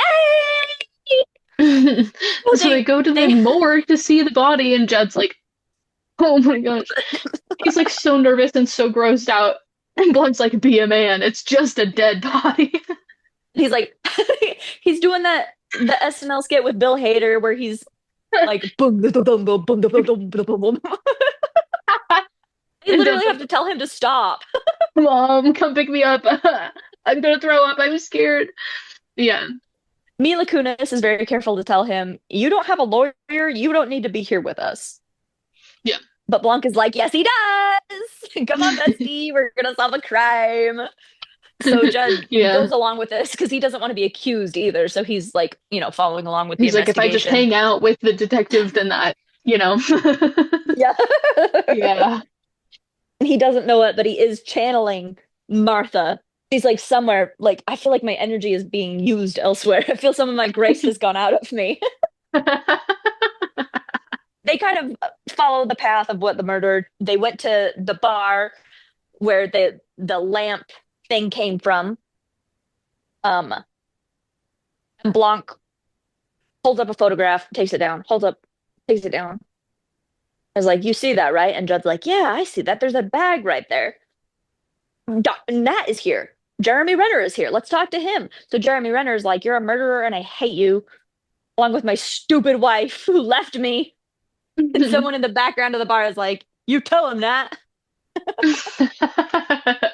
Woo! So that gets Judd all fired up. So he's like, "I'm gonna go crazy. I need to be violent somewhere." So he goes to Samson and starts going crazy on a punching bag and then says, "Can I please use your bag, pretty please?" And Samson is like, "Steve, you can use it for as long as you want. Of course." Because Samson is like, he means it. He's Yeah, had a he's change your of guy heart. for He real. is that guy. Yeah, he has become a new person. The other thing about him is he loves Martha so much. That's his girl, Yeah. that's his lady. He would do anything for That's her. his lady, actually. Yeah. Yeah. Yeah. And the thing I love about him is he smacks her ass earlier in the movie, and she's like, "Stop!" Like, come on. And And I can just I think tell that's you something funny. too? They're Yeah. like an older couple. Isn't that Yeah, nice? they are. Yeah, yep. Yeah. Because that's Glenn Close. We didn't mention that, but Dude, I was gonna Martha, fall off the couch. He's stretching too much. He was like, his little mouth is open. I can see his tongue. It's like, oh, he's I'm so gonna cute. freaking die. Yeah, you all get to see that. Yeah. Yeah. Anyway, yeah, that's good. That's Glenn Close for real. Yeah. Yeah, it is. And Samson is Thomas Hayden Church. So shout out to that guy. I like him. Yeah, it's good Yeah. stuff. He's like oh who I was just thinking about someone the other day. Um, Alan Tudyk for one, where he's like in everything, and Oh, once you yeah. start to recognize him, you're like, oh, it's that You're guy like, oh again. wait, yeah. Yeah. And it wasn't Alan Tudyk that I was thinking of, but I'll if I Some other remember like who character it was some actor. other guy. Yeah. Yeah. Where I'm always like, I'm so Oh, excited to see him pop up in things. yeah. Yeah, so Samson's like just a genuinely good, kind person, and he's the only one who hasn't been like ostracizing Judd. Yeah. Um, and Judd makes the realization talking to him that like, oh, he was recording the game on Friday.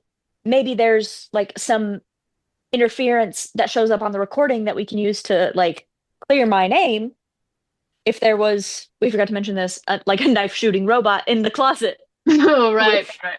Of course. Wix. Which is the Yes, the knife first shooting kind of robot. theory. Yeah. Yeah. Yeah. So they bring the tape to the police, and there is interference, but it doesn't line up well. In fact, it only serves to further like guiltify Judd. So Judd is like, "Hey, besties, I've been awake for like 48 hours. I'm gonna go to bed." I think I'm And gonna die. yeah. Yeah. And he's Catholic. So imagine being sleep deprived on top of being Catholic. Yeah. Like you're A level going of suffering no into one's ever experienced. he's gonna reach a singularity point of guilt. Yeah. Yeah, he's going crazy. And Blanc is Yeah. like, real quick, like, you're gonna hate me for this, but I need to stay awake for just one more hour so you can write out everything that's happened. Like, pretty please. And I love that because he's like, I've been writing this for the past hour and I hope you like it. And then, oh, far into the movie are we, Olivia? Do you know at this point? Like I don't I don't know. Like an It's hour? 1 hour exactly. Yeah, that's Yeah. correct. That is correct. Yep. 1 hour exactly. And that's just fun and Hmm. neat. I like that a lot. So he's written it. Blanc has been reading it, and then he like kicks Father Judd awake, and he's like, "What the hell is wrong with you?" And he's like, "I was like, I didn't know why I thought I could get away with lying to you." And you're like, What?" So the day that Wicks was murdered in the closet, Judd had picked up his flask and hidden it from the cops because he didn't want someone like Samson to be hurt by the fact that Wicks was an alcoholic. Yeah.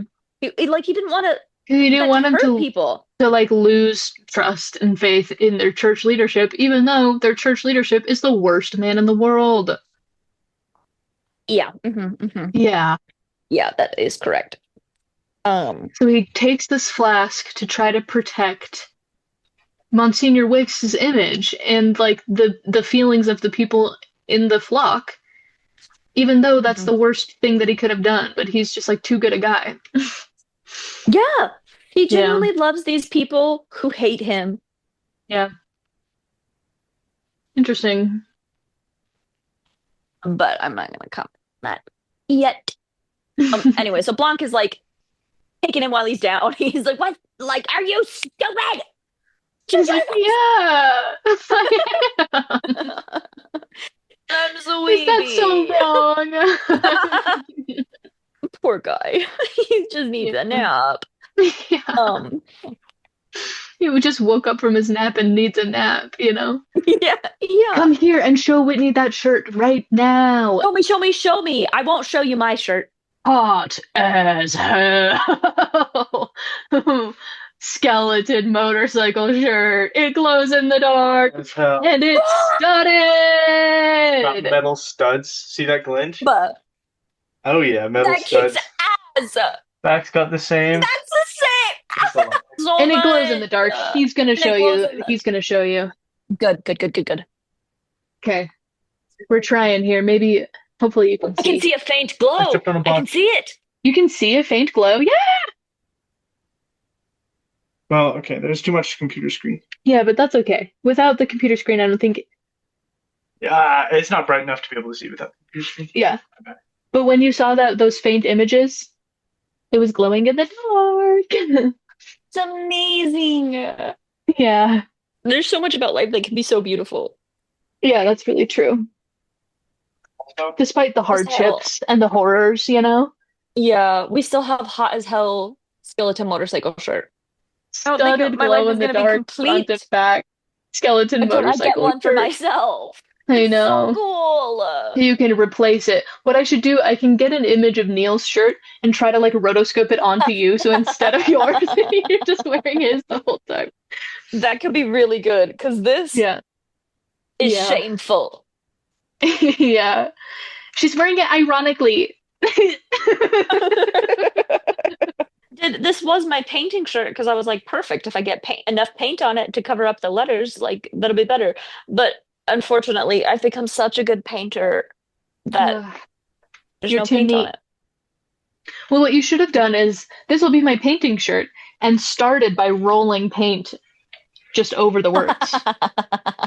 Yeah, that's Redacted good. crew. Wonder if I could. I bet I could fit redacted. Yeah, Bet I could do that. Yeah. that could be pretty funny.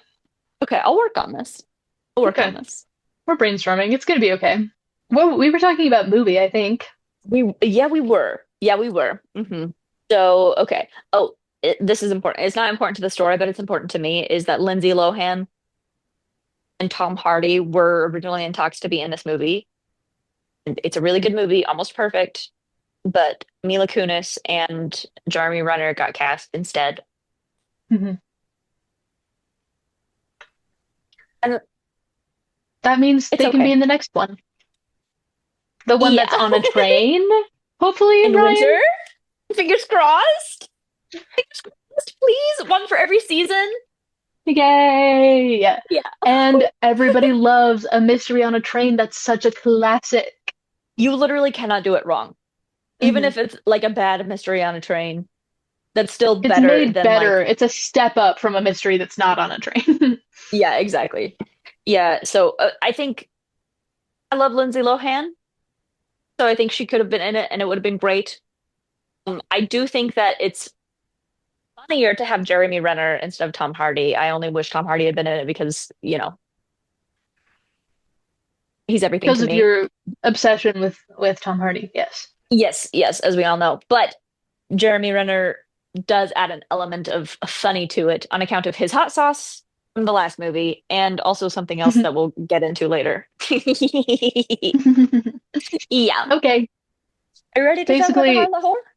Basically, the reason that the cross at front has been taken down and never replaced is so that they can always remember the sin and shame of the harlot whore. And Judd is like, excuse me? Excuse me? What? And so they're like, the lore of this church is that there once was a woman who lived there who like was so what would you call this? Crazy bonkers? Crazy bonkers, sure. Yeah. She like couldn't stop sinning and she was like such a terrible person and one night in a fit of rage she like desecrated the We're church talking about and the destroyed woman. it and whatever. Yeah. Yeah. Okay. And just, Okay, like- I take back my adjectives then. I Girl. would use something different, but You can't Yes. he's like you can't say that about people. What's wrong with you? But everybody fancy everybody brands. everybody calls her that. and like refers to her about that. And the reason they don't have any decorations in the church is so that everyone in the church can remember the like depravity and sin of this just like kind of regular woman. Yeah. Like for the most She had part a child out regular, of wedlock. and she had a child out of wedlock and then was like banished from God's kingdom forever, which is a little odd. Yeah, it's interesting. And the reason that she Yeah. went crazy and attacked the church, unprovoked, question mark, was because her father, Wix, Doesn't matter. Wix, grandfather Wix, grandpapa Wix, he was a Mhm. very, very wealthy family, so he had a very vast fortune, and he promised Grace to give her this fortune. Her name is Grace. Her name Her is name's Grace, yeah. Grace. Yeah. And let's think He about prom- this. It's like, in Hell's Hinges where the main character's name is Faith. Let's think about it. Yeah. yeah, yep. I would not be. I would be so deeply unsurprised if we found out that Ryan Johnson had seen Hell's Hinges 1916. Ryan, get back to us on that. Did you put it in the Criterion closet? He's probably the only person that I would trust to actually do like a modern day remake of Hell's Hinges. Yeah. If it's not me, it better be him. That's all. Yeah, Yeah. maybe we could all collaborate. I don't. We're getting ahead of ourselves, but We haven't even invited him on the podcast yet, so we're thinking a little too far ahead. We're like, we're gonna co-direct. so Grandpapa Wicks had promised Grace his fortune if she would live in the parish and raise her son there, and she did. But and she said the Martha is telling Judd the story, and she said the harlot whore waited for her to die, and she's just sitting in the back like smoking a cigarette, being Yeah, she's normal. just basically chilling. She's like Yeah. sunbathing or something. You know how people do. Yeah. In the summer. Yeah. But she actually, and not a lot of people know this, she actually embodies every sin in the world. That's true. Doing She's that. Satan incarnate. That's true. Yeah. Yep. So Martha is telling a story. She says she watched Grandpapa Wicks take his final communion and die right there on the altar. And then Grace goes to collect her fortune. And the accountant says there's nothing in his accounts. There's no money. It's empty completely. So Grace, in a demonic rage, tears apart the church. In a rampage because she didn't get the fortune that she wanted, and now she's wasted so much time being close to the church but never really getting converted, and she's evil and whatever. And Judd's like kind of seeing through the story a little bit. He's like, okay, but she was probably upset about something else. If only I'd been there to talk to her, because he's like nice. He's niceys for real. Yeah. Yeah. Anyway, so that's some of the history of this building. And then when you brought it up, you were meaning to talk about something else, and we can talk about that. Oh boy, okay. All right. First of all, Unless we're before I skipping forget, too much around, but before you forget. Okay, I have a couple things to say about it. I do, but real quick. So Martha's telling the story. Martha, Yeah. her last name is Delacroix. That means of the cross. hmm Yeah, so there we go. Interesting. I thought it was of the sparkling water that tastes vaguely like somebody opened a fruit in the other room.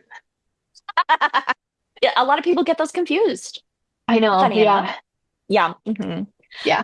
So Martha is starting the story while they're like at a desk in the afternoon working on like filing stuff, but it ends with they're in the dark, they're barely lit up, and the fire is going over there. So that's just another interesting element. Yeah. And you might, for it's no something, it's reason. another thing that you like see it on the screen and you're like, I wonder if that was intentional. Probably not. It's only a movie. And you move on and you don't think about it. Exactly. Yeah. Yeah. Just like the clouds kind of parting or, Yeah. Yeah. That's exactly why Jareth It's just a windy day. is so big in Labyrinth is just accidental. Oh, there's some sexual undertones in that movie. That's embarrassing. It Weird. was probably on accident. I thought it was supposed to be a coming of age story. What does that have to do with it? All right. Like, let's be serious.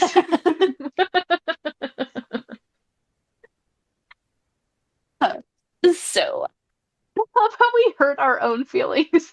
I know. We're not even picture looking talking at a about that movie, scab. we're like, no, but let's bring it up again. Make ourselves mad, and then have a weird energy for the next couple minutes for no reason. We do this every time. Always about something different. I can't help it. I don't even see these arguments come up regularly.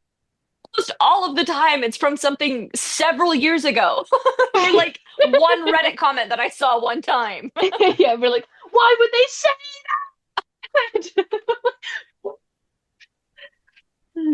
that? Shooting at the sky Yeah. angrily, like Keanu Reeves in Point Break. Have you seen Point Break?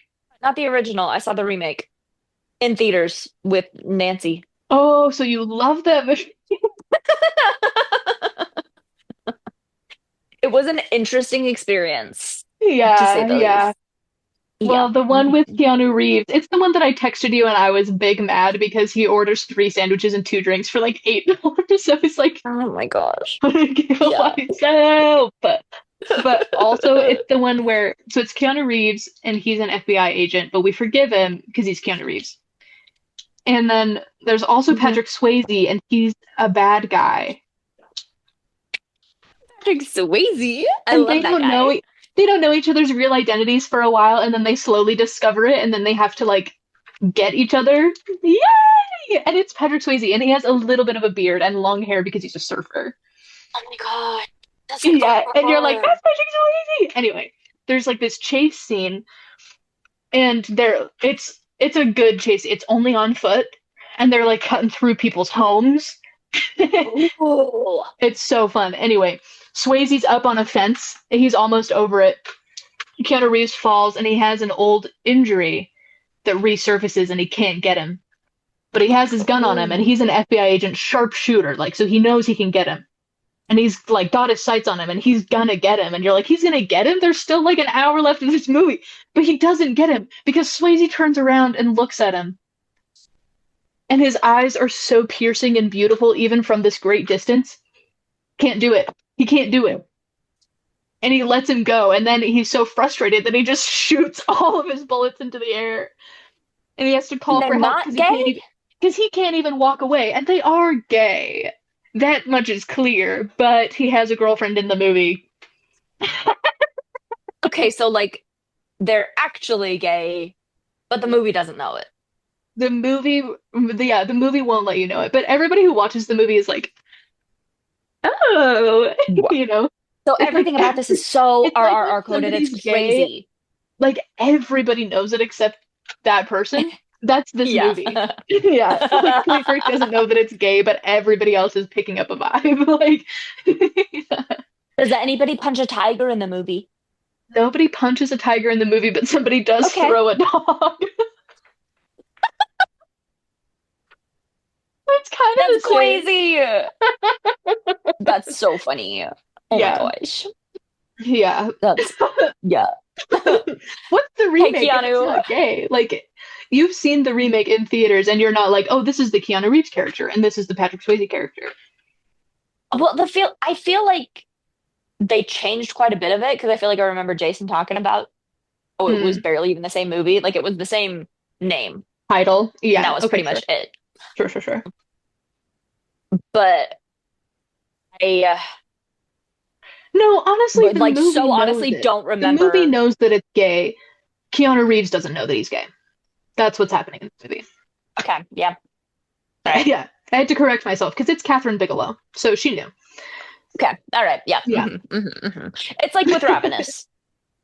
Guy Pearce was the only one who didn't know what they were doing. Everyone else was on Yeah. board. Exactly. Yeah. Right. People used to know what they were doing with movies. I know. Yeah. Pre 9/11. This is where Allison and I have such a split because I do think that that's the moment that movies got significantly worse. Immediately. Yeah. Yeah. I think there's a very substantial drop off in quality. Yeah. Yeah, there's still some good movies made. Don't worry. Yeah. There's still some. Sinners. There's still some. It's just like usually not mainstream, and then occasionally some like really good movie will actually like break out into like being known publicly, and you're like, oh my gosh, I forgot this was even possible. Yeah, it's always Yeah. like a surprise. Yeah. You're like, oh, It's you not the norm. people are like allowed to do this in mainstream Yeah. media. They're choosing not to. It's a little frustrating, to be honest. Yeah. Yeah. Yeah. Because That every was the thing film that could I just be was this like incredible, like independent, like weird movie, like yeah. that I like, but then they're choosing not to. Yeah. There's a great YouTube video just called General Audiences. I think period, general audiences. And it's I really like that. good. It's basically just like somebody ranting. It's not very long, maybe like 10 minutes. Just somebody Oh, I ranting about like like, that. oh, when you generalize your movie too much, it becomes for no one. You know? Exactly. Yeah. Exactly. And that's what happened with Stranger Things 5, from what I've heard. I wouldn't know. But like if you try to actively not ruffle, if you try to ruffle as few feathers as possible, what you're going to do is you're going to drive everybody away.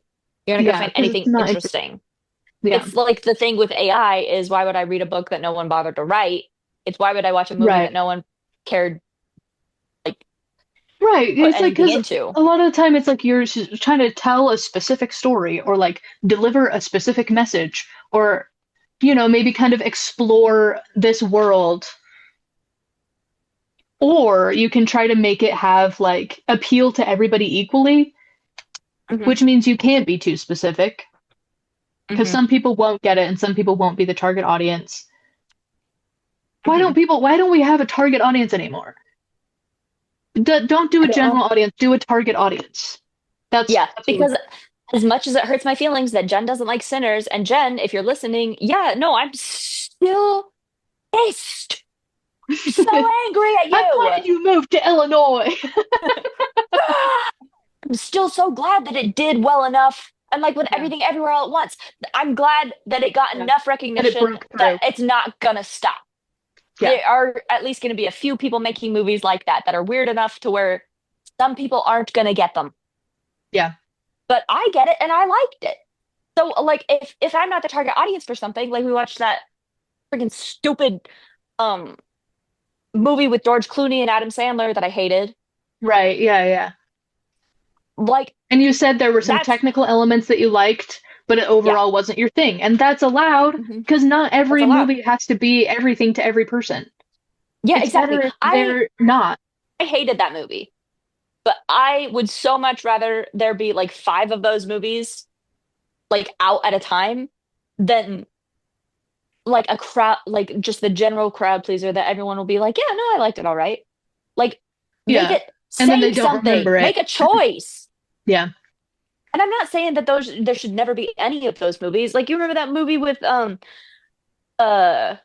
big bald guy, Wonder Woman, and Ryan Reynolds, Dwayne Johnson. I don't remember the name of the movie, but that's big bald guy. Only Ryan Reynolds is allowed to have his real name. Couldn't remember any of the others off the top of my head, but he's everywhere. I Big see him in bald Bumble guy. ads all the time. Yeah. Yeah, like I don't know. I like dumb crowd pleaser movies sometimes. Yeah. But Depending. that shit depends. Yeah. Yeah, I just don't want it to be all that. Every I want movie. to have a Yeah, yeah, Sinners. yeah. I want to Yeah. have an Everything Everywhere All at Once. I want there to be a Ravenous. I want there to be a market for those things. Yeah. Like, as long as the big crowd pleaser movies don't drown out everything else, as long as it's not completely like, oh, the perfect algorithm. We're going to have this, every character do some fun little quips, and there's going to be a big CGI fight, and Yeah. like they're all going to live happily ever after. We're not going to kill off any of our main characters. We're not going to say anything or make a statement or do anything. Yeah. Yeah. It's like I've been thinking about what my parents call main character syndrome, which is in a movie when somebody's makeup remains mostly pristine, even though they've been like they've been to hell and back and they have like a tasteful bruise, you know? Yeah. Like let people be ugly and damaged. That's just like, Oh my gosh. I continue. I remember the thing that I was going to tell you. oh, go for it. Okay, it was just, so I don't mean to cut you off, but You're just good. struck me because you were talking. I was like, yeah, like Marla from Fight Club, where she looks Mm, bad. yeah. It's because she's in a rough situation. She looks Yeah. bad. And then I remembered that I dreamt just the other night that Aang, the Avatar, was in Fight Club, and he was like trying to sit everybody down. He was sitting Tyler Durden down and the narrator down and Marla, to, like, get them to work some things out and to figure like, how about we just air some of these grievances? Right. He's 13. No, he was a little bit older. It was like an older version Okay. where he was like, Okay. he heard about a fight club and he's like, oh, well, it's probably like a training ring. And it's not. And it's not. But this is it's how he hell. ended up meeting all of them. Yeah. No, but that movie's crazy because they'll beat the shit out of people and they're actually unrecognizable after. He's like living in a house with a basement with like 3 feet of water in it, and it actually Mhm. looks dangerous. Gross and gross. Yeah, He beats the shit out of gross. Jared Leto. He punches his face in. Yeah. So, movie. Movie. Yeah, I love movie. I do too. Movie Um, is my best friend. Yay! And here's the thing, another anti-film bro sentiment. um, Unprovoked. Is that I don't feel like any of them would say that. Like who's like a film Say bro, what? like a Citizen Oh, Kane movie's my best friend. film bro Right. guy who would say like I love movie is my best friend, as if movie is like like movie. Yeah. You know what I mean? Yes. It's like Like have fun. Ratatouille. Remember like why you fell in Ratatouille. love with the thing in the first place. Yeah. Yeah, movie. I don't like movie. I love I movie. love it. Yeah. Exactly. Yeah. And yeah, that's yeah, actually yeah, true for me too, because you know how I don't watch stuff I don't like. Yeah. Yeah. Yeah. I'm turning that shit off. I'm gonna waste my one precious life. Yeah. Hate watching? I don't think. Oh, that's what I was gonna. The other thing I was gonna say about like making kind of fun, silly movies is like 2 weeks notice. It's just Mhm. kind of silly. Fun. You can tell It's a that fun they movie. weren't making it to win an Oscar. Right. No one went into that thinking it's got to be the best movie in the world, but they Right. were just like, Because it's a romantic It's- comedy. yeah, So and, like like, let a it be mid-budget romantic, let it be comedy. funny. Yeah. Yeah, it's gonna be kind of dumb. What about it? Great. And that's one that I think like if you're doing general audiences, I feel like that is an example of when it works. Because Yeah. the general audience is like, well, it's people who like romantic comedies. Right. That's the audience. And we don't have to get more specific. We don't have to get weird with it. Like, not everything has to be like an art house film from the Soviet Union. Like, I like it. Like, it can be other Yeah. you know, and that's fine. They don't only At have to have least they're not, cannibalism like- in it. I can watch other things. Right. It's allowed. And you see how we're branching out and trying new things. And it's fine. It's allowed. Yep. Yay. You know what I mean? It's like even if you're doing general audience, like you can't be all things to all people, right? So you can be like a fun time that most people like, or you can be this like award-winning masterpiece or whatever, or you just have to like pick a lane and do that really well instead of trying to do it all and ending up doing nothing. Boo for nothing, except for when I'm doing it in my bed. Yay! Yay! I love doing nothing. When I'm not making a movie, I love doing nothing. But if I'm making a But movie, see, some of us can make that distinction. Exactly. Yep. Yes, yes, yes. Yes. Popcorn and a straightener. This is something that I wanted to point out that I have no way to verify. I don't know anything about Catholics, and I don't care to, Okay. frankly. Okay. Contrary to what Noah might think. Don't need a lecture about it. I don't need to know why they're wearing that color in this scene, Noah. I don't. It does not matter to me. I saw a post that was saying that Monsignor Wicks was just fully making up the Monsignor title. Oh, Like- yeah. Because you like have to be bestowed it. Yeah. He certainly wouldn't have been with being No. like over such a small church and so like controversial. He wouldn't have been Yeah. given the Monsignor title. And I like that thought. I like that he's just like one day, and I'm a Monsignor, and you're gonna call me that. Mm-hmm. don't defy me. You're like, okay, sure. Yeah, Yeah, so I can't verify that, but I liked that thought that again, he's just full of horse shit. There's yeah, nothing substantial or real about any part of him except for his ability to do harm. That's the only thing yeah, about him that's real. Um, this is the thing that I was going to say about Grace is that she is like this harlot whore, this sinner who represents all of the sins of the world, right? But she's the one who like held up her end of the bargain. The priest is the one who yeah. made the deal and In a like sneaky tore way. the yeah, she Yeah, agreed to the conditions and she lived those conditions yeah. as much as she And would have even hated though it. she didn't want to, yeah, she probably would have loved to be anywhere else. Yeah, 'Cause she's like, my probably son and I could have get an been. inheritance if I stay. Yeah, Hmm. fair enough. And that was pulled out from underneath her. So, Yeah, like, it's just interesting, you know? yeah, yeah. Yeah, Hmm. yeah. Um, so there's that. Let's see. This is something that I like about all of the Knives Out movies, and I think I saw a post about this too, but like, you know how sometimes movies like retroactively tell the truth to you? Yeah, Yeah, they show a flashback and they're like, but here's what really happened. And then they like clarify or like include something that wasn't there to begin with. yeah, And that's fine. I don't like it's not that I hate when they do that, but what I appreciate about the Knives Out movies is they never have done that. All of the clues are there always. yeah. Like throughout this entire movie, if you watch it back, you can see the devil's head sewn to to Wix's robe at the beginning. You can see Jeremy Renner putting his hand back in his pocket. Like you can see these clues line up. You can hear the clangy clunk when Wix passes out in the closet. Yeah. Like these When he things are holds up there the picture and always. you're like, do you see a difference here? You can see two differences if you're looking for two differences. Yes. Yeah, Yes. Like yeah. that's just so fun.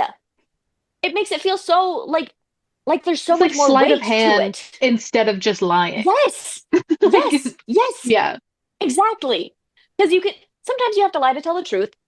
Understand that. everyone Like knows this. movies can mess around a little bit with like their clues, but that's what makes these movies so fun is because if you can count on all the clues to be there all the time, then maybe you can figure it out. Maybe like all the clues are there for you to pick up on. It just feels so like honest and it makes me feel even more engaged if the like in Glass Onion the red envelope is behind there the whole time like if Yeah. I could have caught that like it makes me want to pay even more attention to the details because I know that the details are cared about. That's so fun. I love that. Ryan. Call me back, Ryan. Yeah. Love to have you on the um show. there was something I was gonna say. Oh, okay. So they are trying to figure out what happened to Wix.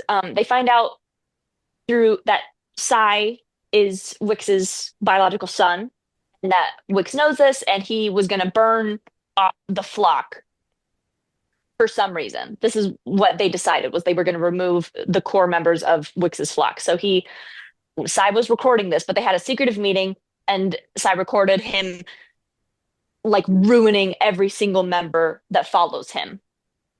Um, and Blanc and Judd are like trying to figure out why. And Sai says he found the fortune. He found this fortune that was lost forever. No one ever found it. No one knows what happened to it. But it like Wix said that he had found it.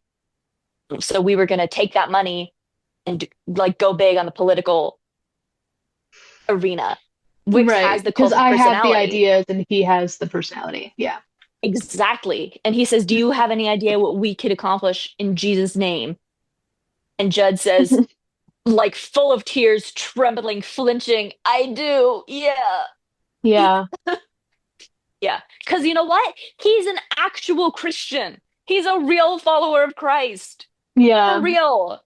So he knows what it means to like do things in Jesus' name for real, like where he will like suffer all things and like be a good person anyway. But he also like he's Catholic. You know what I mean?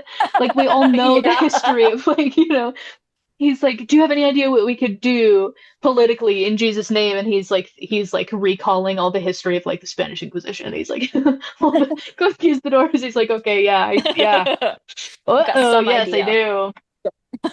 I have an inkling, you know."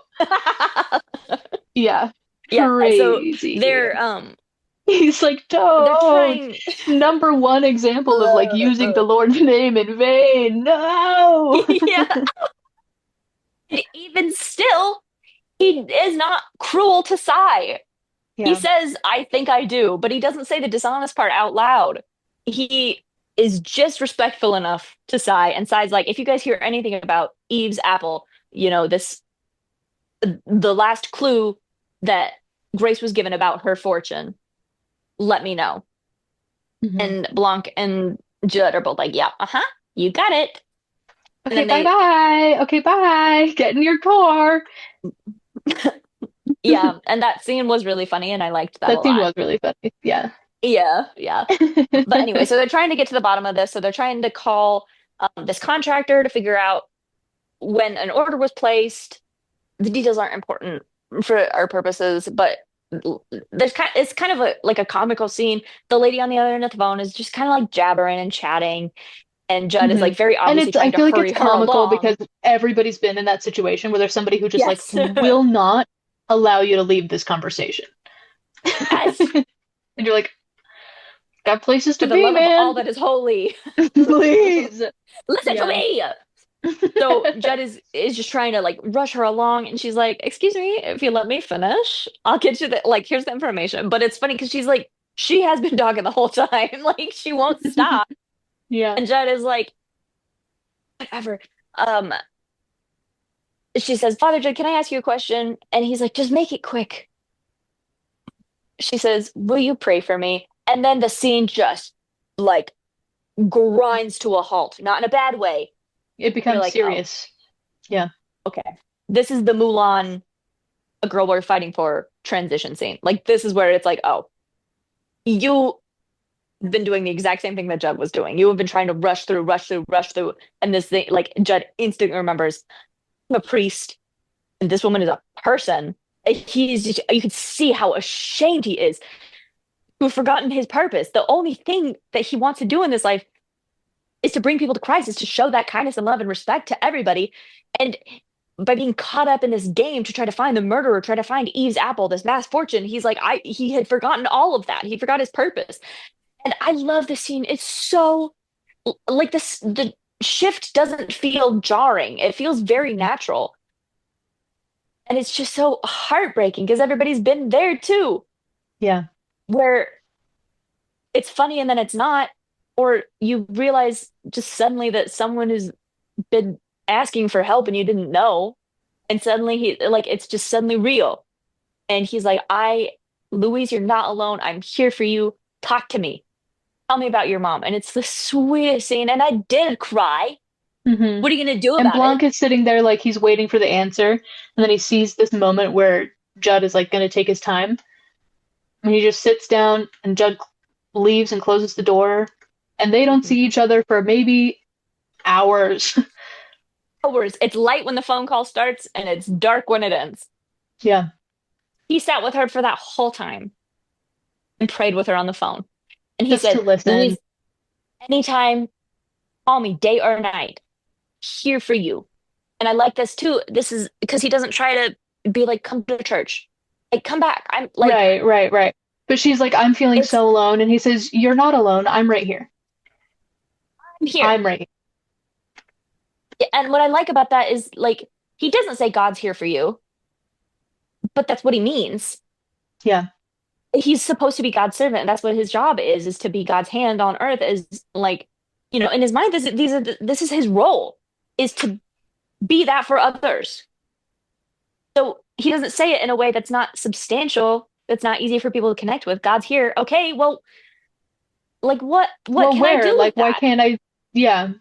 Yeah, And he says, sometimes I I'm feel like here for you. she feels alone because she's not seeing this like connection with God that everybody says you're Mhm. supposed to have, right? So it's much more meaningful for her not to just give this like glib, like, just pray or whatever, but to say I'm here Mhm.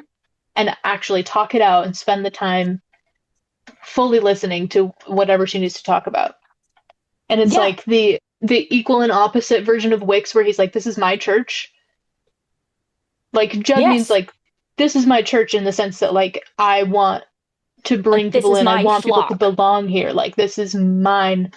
I'm responsible for these people. Yeah. Positive. Yes. Yeah. Yeah. And you think she mentions that she tried to come to this church once and she did not like the pastor. Yeah, Yeah. he's mean. And we know that Wix calls out newcomers. He gets so personal and vicious that you know she must have had such a Terrible nasty experience. time. Yeah. Horrible. And like you can hear the hesitation in her voice when she's talking to Judd, like she's not sure she should ask Yeah. if he could pray for her. And again, because he's rushing her, he's trying to get something done. This is important. So you can feel like it's like how brave she is for even asking because of how she must have been shot down so badly before. And Yeah. how grateful everybody is in the moment that it's Judd she's talking to. She's talking to the right priest Yeah. because he listens, he cares. This is his flock. These are his people. He's responsible for them. He's going to take care of them to the best of his capabilities. And this is when he quits the case. He's like, I'm done. Like, you got me caught up in this, Blanc. This is a game to you. It's not like this is not where I'm supposed to be. This is not what I'm supposed to do. I'm supposed to be a priest. Even if that gets taken away from me, at least I'll know I've done my job to the best of my capabilities up until the moment that it is done. I'm not going to waste any more time running around trying to solve a murder when I'm supposed to be here. Yeah. Saving a life. Like that one scene from Sherlock that's good. You know? Yeah. Oh my gosh. Yeah. Sometimes life can be beautiful because even in Even in the situations. darkest of times, there's beauty from ashes, okay? Yep, yep, yep, yep, yep, yep, yep. Yeah. Do you think it's mandatory that every like Sherlock adaptation has to have a scene like that? Like the scene in Psych where they're Mhm. at the high school reunion and Sean says, if you can look yourself in the mirror and know that you have been half as good a friend to anybody as Gus has been to me, then you can call yourself truly great. I think about Mhm. those combination of scenes, those two scenes, and I'm gonna just burst into tears. Yeah. Like, it's too much. It's too much. I wish friends were real. Yeah. Yeah. Anyway, so Judd, while they're having this argument, by the way, we see in the background a figure with a lantern Yeah. walking And through you the go, forest. spooky. Yeah, and they don't notice him, but No. he turns, you can see the lantern pause and look and just Because he continue looks at onward. them and therefore looks at you because they're here and he's in the background and you're watching. And you're like, do you think he saw me? So Judd quits, and then there's a big storm coming in, so he runs to like lock everything up, and he goes to the tomb where Prentice Wicks is buried, and now Jefferson Wicks is buried, and then he sees the door to the tomb open, come crashing down, and a figure in a white robe come all walking out. And there's a light shining on the scene, an artificial light from a security camera. Important to note, it's not real. Mm-hmm. Yeah, but You go, Judd, what? gulp. Huh? Yeah. What do I do? Judd sees Wicks like go forward and like lunge at the figure with the lantern, Samson, and Yeah. Judd is so worried for him. He's worried Wicks is gonna attack him or something. So Judd goes running, he tumbles, he's on the ground, he slides through the mud, he's a mess. And then he goes through the thicket, he's punched in the face, and then he has like a weird fever dream vision where he's being haunted by Wicks, and then he stabs him to get him like because it's Scowy. He's Because it's scoured. scary. Yeah. Yeah. But then he wakes up and he's covered in mud and he's just stabbed. And he's holding a knife. Samson! Yeah. Yep, yep, Yeah. yep, yep, He's yep, like, yep, yep, yep, yep, yep. and Yikes. Samson was the only one who was ever good to him. Yeah. Uh-oh. No. So he goes running off into the woods. Blanc sees Mhm. him. He's like, "Stop! Don't, bestie, come back!" And then Mila Kunis is there, and then they go into the tomb, and it's open, and Wiggs's body is gone. And they're like, Mhm. what do we do?" And that's when Blanc And says, everyone's so "Scooby Dooby scared. Doo." Yeah, Yeah. disco. He has to say Scooby Dooby Doo to lighten the mood a little bit because right now everyone's so He's like, scared. "Quick, we're losing him. We're encroaching into scowy territory." It's like He did Judd's say that. gone. Like Yeah. Winded. oh I need no, to take a come nap. back. Yeah, me too. I already took a nap, but I'm like, man, I wish I was taking a nap. Yeah. Oh, what if we held hands and napped together, all of us across the world? Yay. It'll be good. We woke up at like 8 o'clock yesterday. Mhm, Like we were unpacking and loading boxes and everything all day in the cold, by the way. mhm, And mhm. it was like, well, perfect. This would like reset my sleeping schedule back to normal because I'll be tired and I'll go to Uh, bed at a normal time. And no, I still slept in until 11 o'clock today. This is just how I am naturally. It's so hard to change. yeah. And Yeah. plus, I don't want to. Plus, I don't want to. I You're so don't right. wanna. Like, I No, actually don't wanna. Just wanna go to bed. just want to go bed. Want to have blankie. Be Like, life is cozy. so hard. It literally is. What, like, notable, what else can we talk about? Because there's so much Um, more plot left in the movie. Like, I what know are the we're barely highlights? halfway through. How do we do it? What do we do? Let's see. I'll just go through real quick what I've got. Okay, yeah. Um, Samson, complete trust in his woman, ultimately Yeah. loses it all. Yeah. Um, So Hope sad. died during the timeline of this movie. That's just a funny little tidbit. Oh, yeah, fun fact. And then they Yeah. hired a new one, and he's from Chicago. And I And did he's say from hired, Chicago. which is funny. They cast a new one, I mean. I can't speak French, but the name of the case that Prentice Wicks gave to Grace, Hmm. and he says, "Your real inheritance is Christ." The label on it is Level Bell, Hmm. which does not translate to Eve's apple. It translates to wake up call, which, if you think about from Prentice to Grace, is horribly nasty and cruel. Yeah, very, But if very you think about it mean. in every other case, it's pretty funny. Yeah. Yeah. I have religion dash nuance. I have woman dash nuance slash women juice. Okay.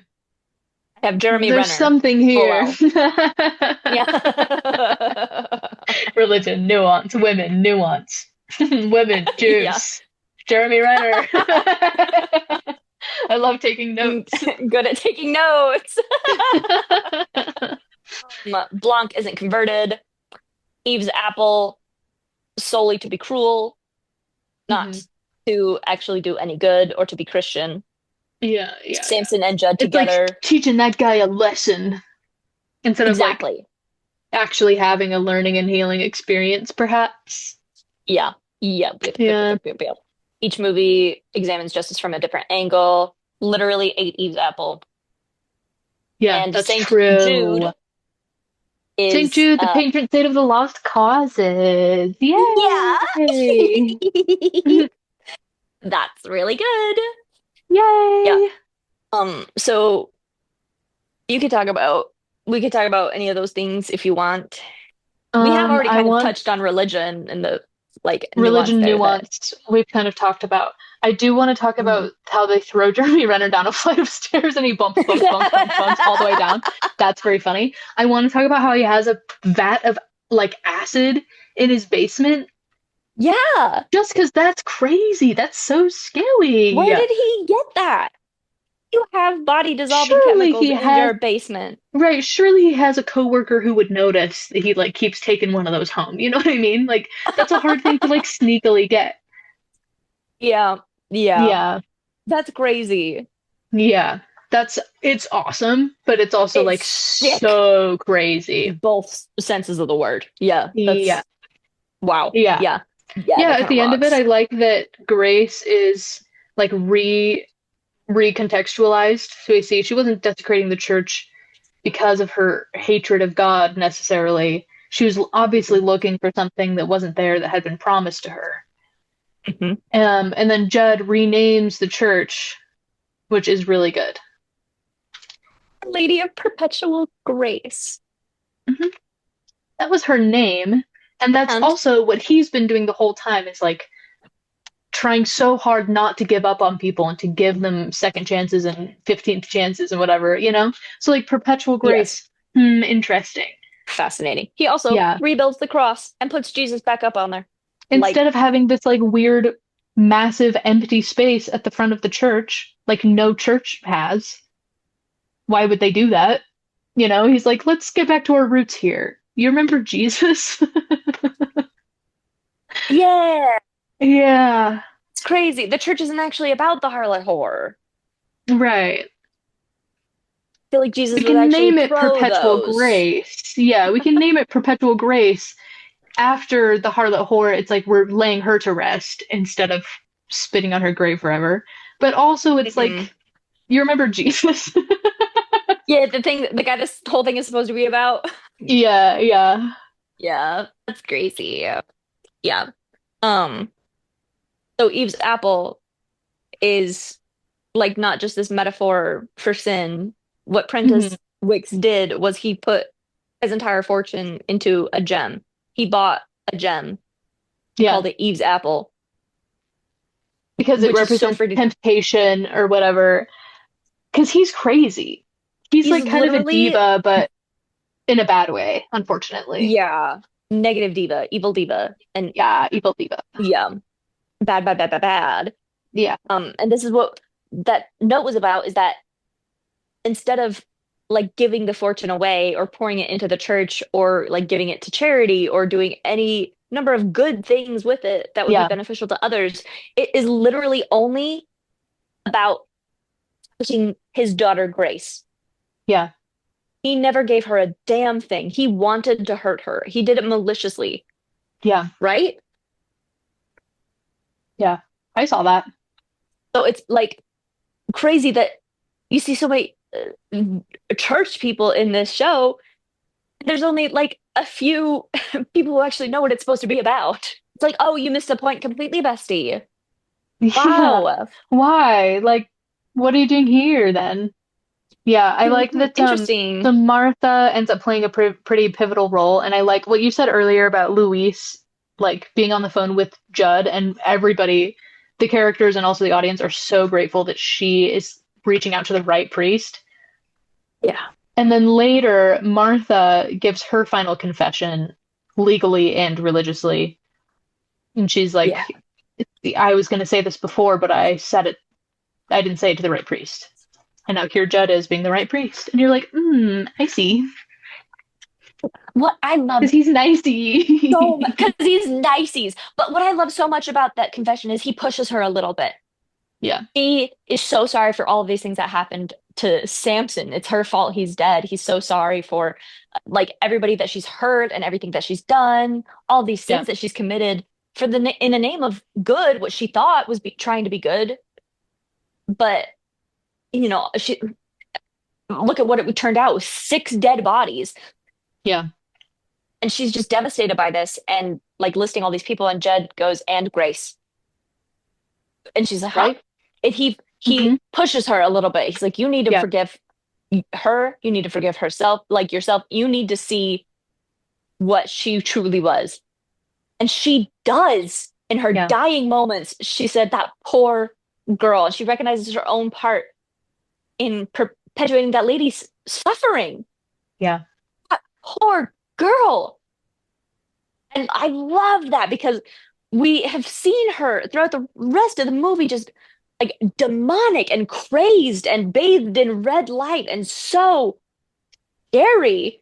And finally, at this point, like we have seen people recognize her humanity a little bit here and there, but now finally we get to look back and see her and see Martha remember her as what she was. It was just human and devastated, and she had been promised something that she was not given, and all her entire future was just wiped out by her jackass of a father, and all Yeah. you can say is just like that poor thing. And like that Father Judd isn't just completely like passive. He's Yeah. doing his job. He's 'Cause working he's the and right he's making priest. her work. Because Yeah. he's the right priest in every sense of the word. He's like, no, there's someone else that you have to apologize to. He's good. He's good at Mhm. his job. I love that Benoit Blanc's like moment of conversion, his road to Damascus moment, isn't him joining the church or having a moment of He's like, faith. ooh, maybe should I be Catholic? No. He's a Southern gay man. He's a Southern gay man.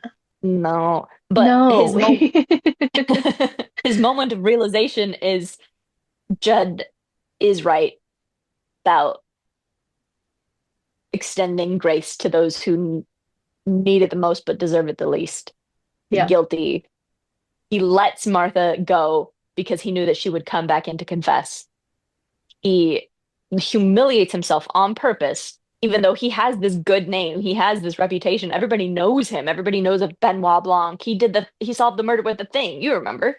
I remember that, yeah. He lets that go for a moment so that Martha can confess herself, because otherwise it wouldn't mean anything. Like, I love that that's where the alignment comes in. You know, at no moment does he try to join the church. At no moment does he think, I'll stay for a service. No, he's an atheist through and through, and Judd respects that. But there is Yeah. a moment of overlap where, like, okay, well, at least we need to be kind to each other. Yeah. You know? At least we can have some like basic human decency that kind of transcends specific belief systems. Interesting. Yeah. Yeah. So that rocks. Yeah, that's pretty nice. Religion nuance, women nuance. Mm-hmm. Jeremy Renner, they threw that guy on his face down the flight Yeah, of stairs. down the stairs. That's the funniest shit That's I've ever awesome. seen. That's funny. This is his first movie that he's done since Just recovering his from a horrifying major accident. like He almost could have died for died. real. And then he came back to life, and they're like, "Do you mind if we throw you down the stairs head first?" He's like, oh boy, Ryan Really? Johnson. Yeah, so it's interesting that the character who continues to try to take everybody else's sins and guilt upon himself and confess to crimes that he didn't do, and to like be convicted of these crimes. And also he's a carpenter. Mm-hmm. Interesting. And that's just Yeah. Martha, after she's given her confession, after she dies, she kills herself, by the way. Mila Kunis leaves, and Martha's hand just falls open, and Eve's apple just like on the ground. Benoit Blanc sees it. Father Judd sees But it. no, and they except go, no, he doesn't. I simply did do you see not that? I see didn't. I pretend I do not see it. it. And Cyrus, who is again Wix's legal heir, he's entitled to the fortune that Wix says he found. He's been harassing Judd and trying to find it. It's a year later. He says, if you make any changes, if you get any more like flux in income, like Mhm. I will If audit I see you like make crazy. a large charitable donation, yeah. Mhm. Yeah. And Judd says, I'd love for you to come back to church. Your real inheritance is in Christ, which is kind of like what Prentice Wicks said to Grace, except it's not, because it's genuine, because you know he actually means it. He's like, I really I feel like we could make a real connection here. I would love for you to come back. And also, he's making a little joke. Because he's making decorations because of his woodworking skills, because he's a carpenter, by the way. And one of the kind of, icons that he puts back up is, of course, as we know, the cross at the front of the church with Jesus with his heart open to the world. Interesting. And of course the light is shining isn't there on like him a little glimmer in there? Oh, interesting. Yeah. Could that be Cyrus's inheritance? Just is it so in funny. Christ? Why'd he do that? He's always making stupid inside jokes with himself, and I love him. Yeah, yeah. He's a That's jokester, he's a fantastic. prankster. If he doesn't make it as a priest, he could always be a stand-up comedian. Hmm. Give it a shot. Love him. I love him so much. He always, through the whole movie, he doesn't say the dishonest part out loud. He's really good at lying by telling the truth. Like he's doing That opposite. rocks. Yeah. He's, Yeah. I think if him and Martha ever met, they'd be besties. That's so good. Two people who can't lie. Unless. Yeah. Listen, okay, I do not want any kind of cross, like, I don't want there to ever be a mention of another movie in a Knives Out movie. You see what I'm saying? Like, the Right. most we've 'Cause ever it's more gotten is fun like when a they're like, vague "Oh, illusion. you're the person who solved case that isn't in a movie." Yes, And then exactly. they'll occasionally be like Mila Kunis is like, "Oh, my friend Lakeith Stanfield recommended you." And then Yeah, that's it. Yeah. yeah. Saying that, you would love for there to be like a champion of champions type of thing Mm, where every three yes. movies, the Watsons all team up. Can you imagine? The power of women When Marta and Josh O'Connor. and So, Josh O'Connor, hi Josh. yeah. That Hmm. would be amazing. Like, wish there was a way for us to contact Ryan and be like, Bestie, listen, I agree, I get it, and you're right.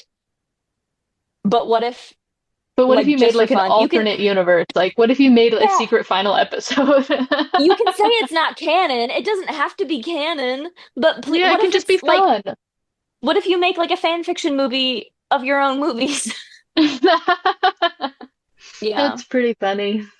yeah, would be good. Well, Um, anyway, yeah, I it's think that's bedtime. everything. It's bedtime. Yeah, Yeah, it's 10 p.m. where you are. it is. Yeah, you need to have a Yeah. second nap. I need to have full Yeah. nap for the night. Yeah, I need to have dinner too. Oh, dinner's good a lot of the Mhm. time, I think. A lot of the I'm time very when you pro have dinner. dinner and then you let it digest a little bit, maybe you like read or maybe you do some journaling or like a puzzle or something and just kind of like let it sit for a minute and then you go to bed, then that's really good. Really good. Could be good. Food for Um, thought. okay. Yeah, you know what? I'm proud of what we've done here. We Yeah, did talk about the movie for quite a bit eventually. we did. And we also talked about a lot of other stuff, and that was mostly like it was tangential but not stupid. Like sometimes I'll be like, okay, and I'm editing and I have to cut out, just fully cut out like 20 minutes of conversation. But this stuff I feel like it still works. Like we're talking about movie, just Yeah. not this one. And the tangents are very easy to follow. Yeah, exactly, This exactly. And isn't we don't have too many, like sometimes we'll make a joke at the beginning that isn't funny and I just want to cut it, but then later we keep referencing, so I'm like, well, we can't be Yeah. calling back to nothing, so I have to keep the stupid joke at the beginning. But I feel like Yeah. we refrained this time around. We were very professional. Good for us. Mhm. Yeah.